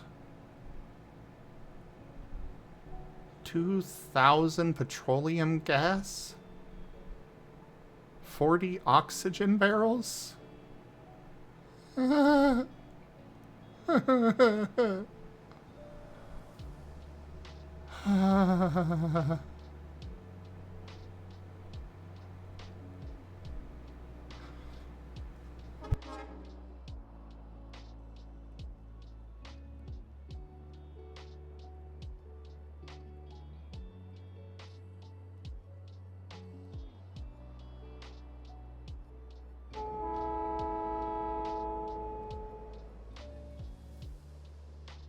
Yeah, I'm seeing that, Holloway. I am definitely seeing that.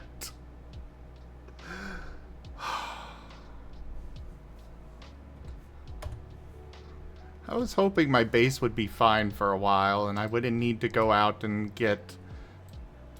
I'm assuming I'm needing raw oil or crude oil. There's a deposit down there. It's really far away, and I still don't even have turrets set up around my main base here. Gonna need some of this mineral water as well.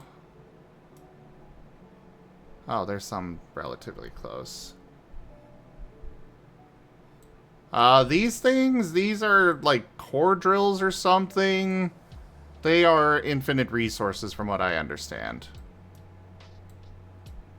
Oh, hi there, biter attack incoming.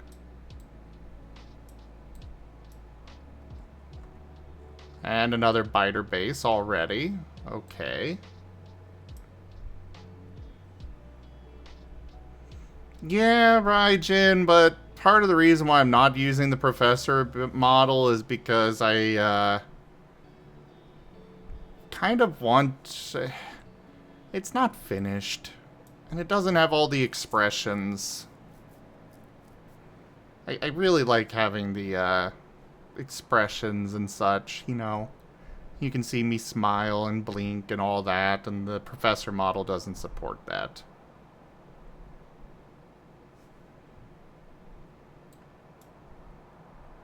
I've been waiting for the creator, you know, the one that was making the professor's model to actually finish it.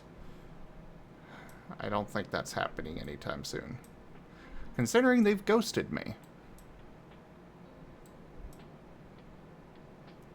And I definitely don't want to go the route of, hey, don't ever interact with this person, but I'm getting to the point where I may have to go that route because, well, if they're not going to do what I paid them for over a year ago, yeah.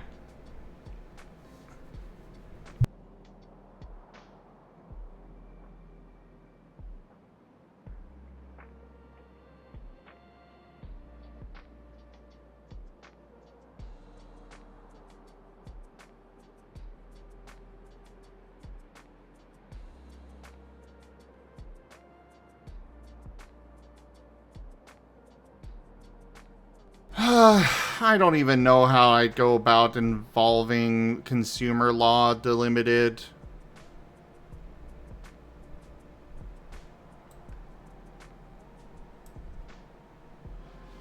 Holloway, I might already have that mod. I have no idea. Let me go back to the menu.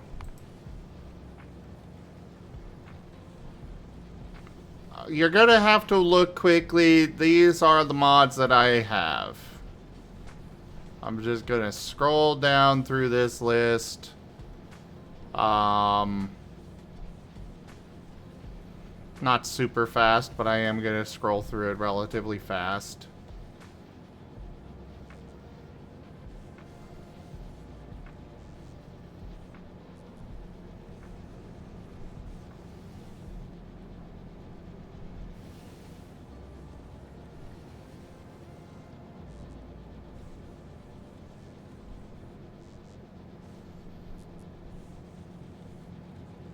And there's the bottom.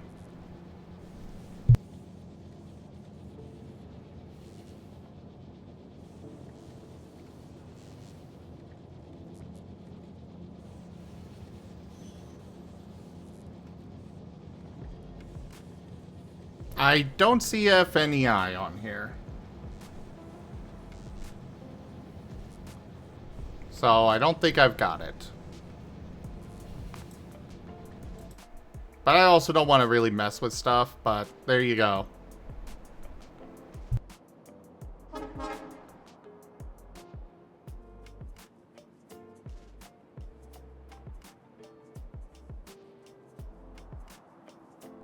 Yeah, unfortunately here in the US, that is not the case delimited. I would have to go take them to small claims court, and that is a nightmare and a half, especially because I don't actually know their real name and whatnot. Trust me when I say that it is an absolute nightmare to do much of anything to get help as a consumer here in the US. Because the laws were not built for consumers, the laws were built for corporations.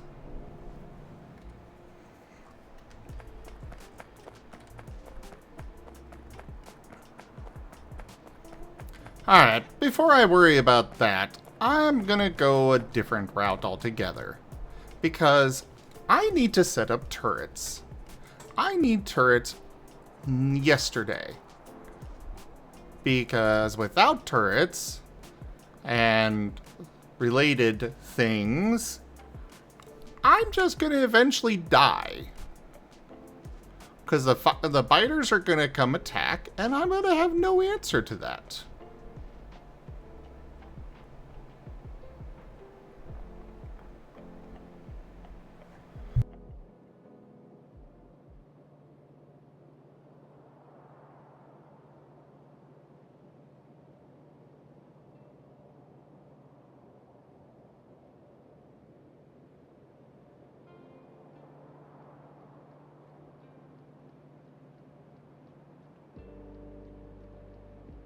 Alright, so a gun turret requires iron gear wheels, single cylinder engines, and iron beams. Write the biters a strongly worded letter? Huh, if only.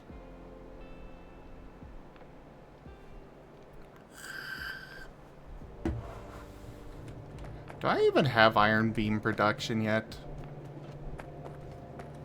I think I have steel beam, but I don't think I have iron. Yeah, I got steel down here. But again, not iron.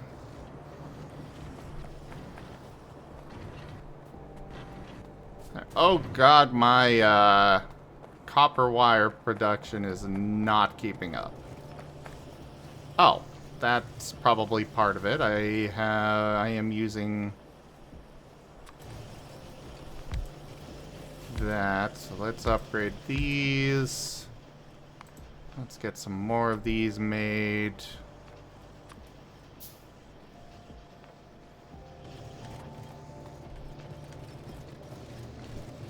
We are suddenly running low on iron plates.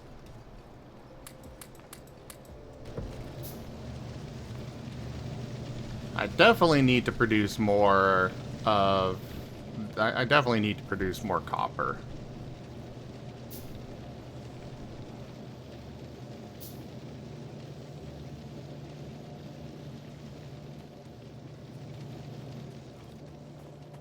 Oh, are my iron mines down here almost gone? Nope, not yet. They still have a little bit left. But at least that one's done.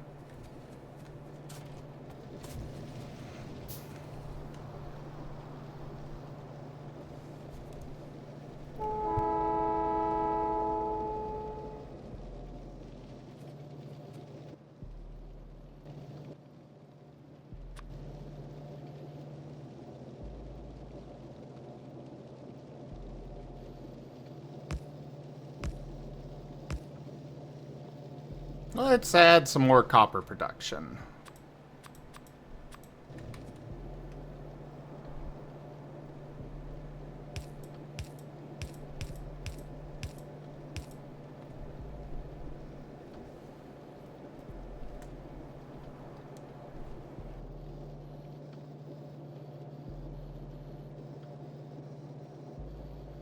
That's not really what I want to do.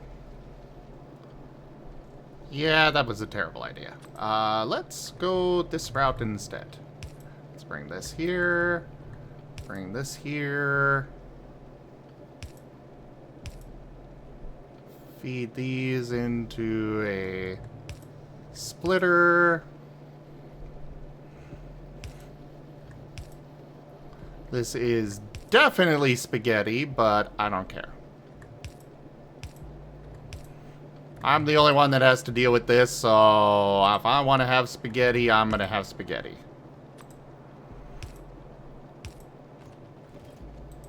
Right. Might be helpful if I had this going.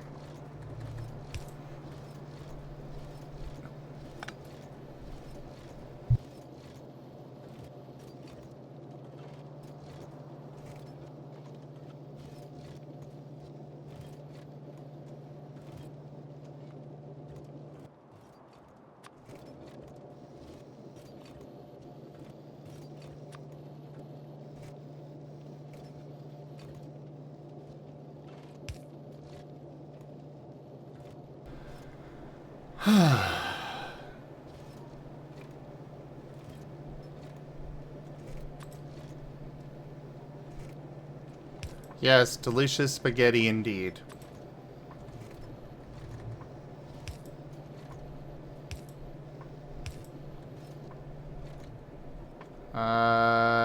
These. Actually, no, we are switching to all fast inserters now, so boom.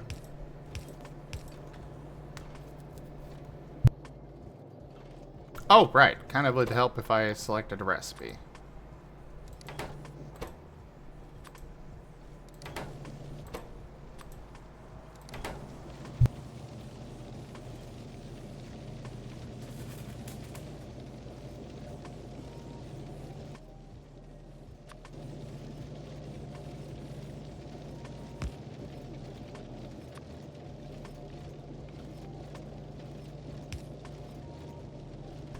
And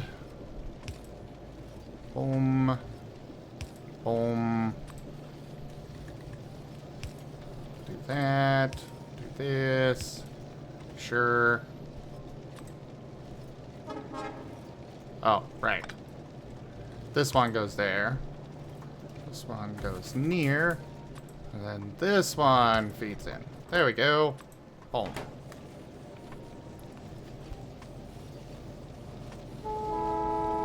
Sleep well, Zeppy.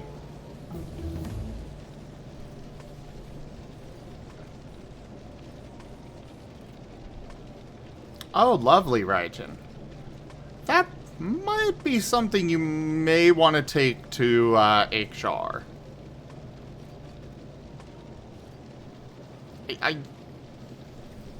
It might be something you should take to Akshar, honestly.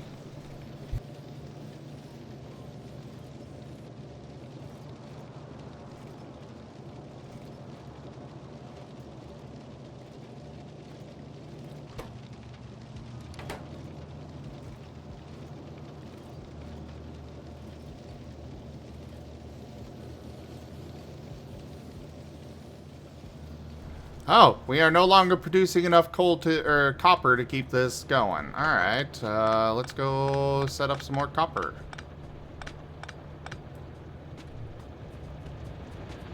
Oh, that one's empty. Okay.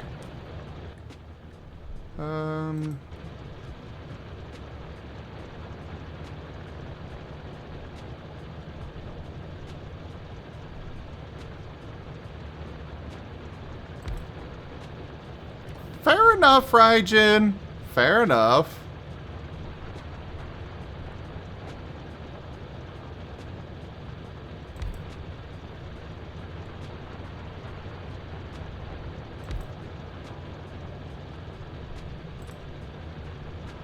Obviously, it's your choice.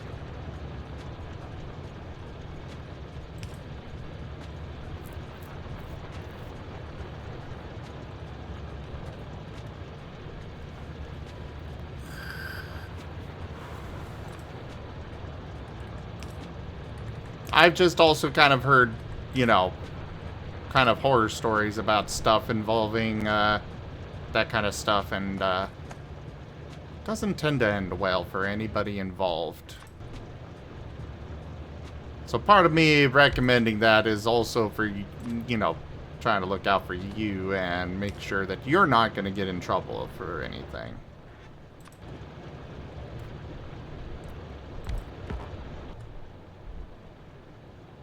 I need more of these.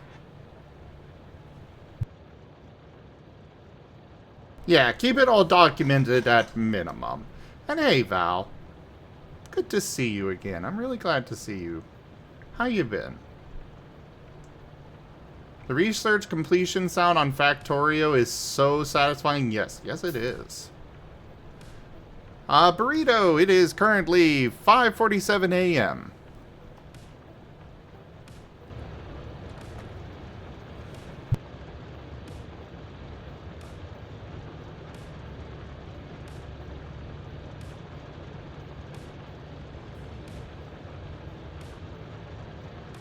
Well, I know you lurk a lot, Val, but I still like to see you, you know?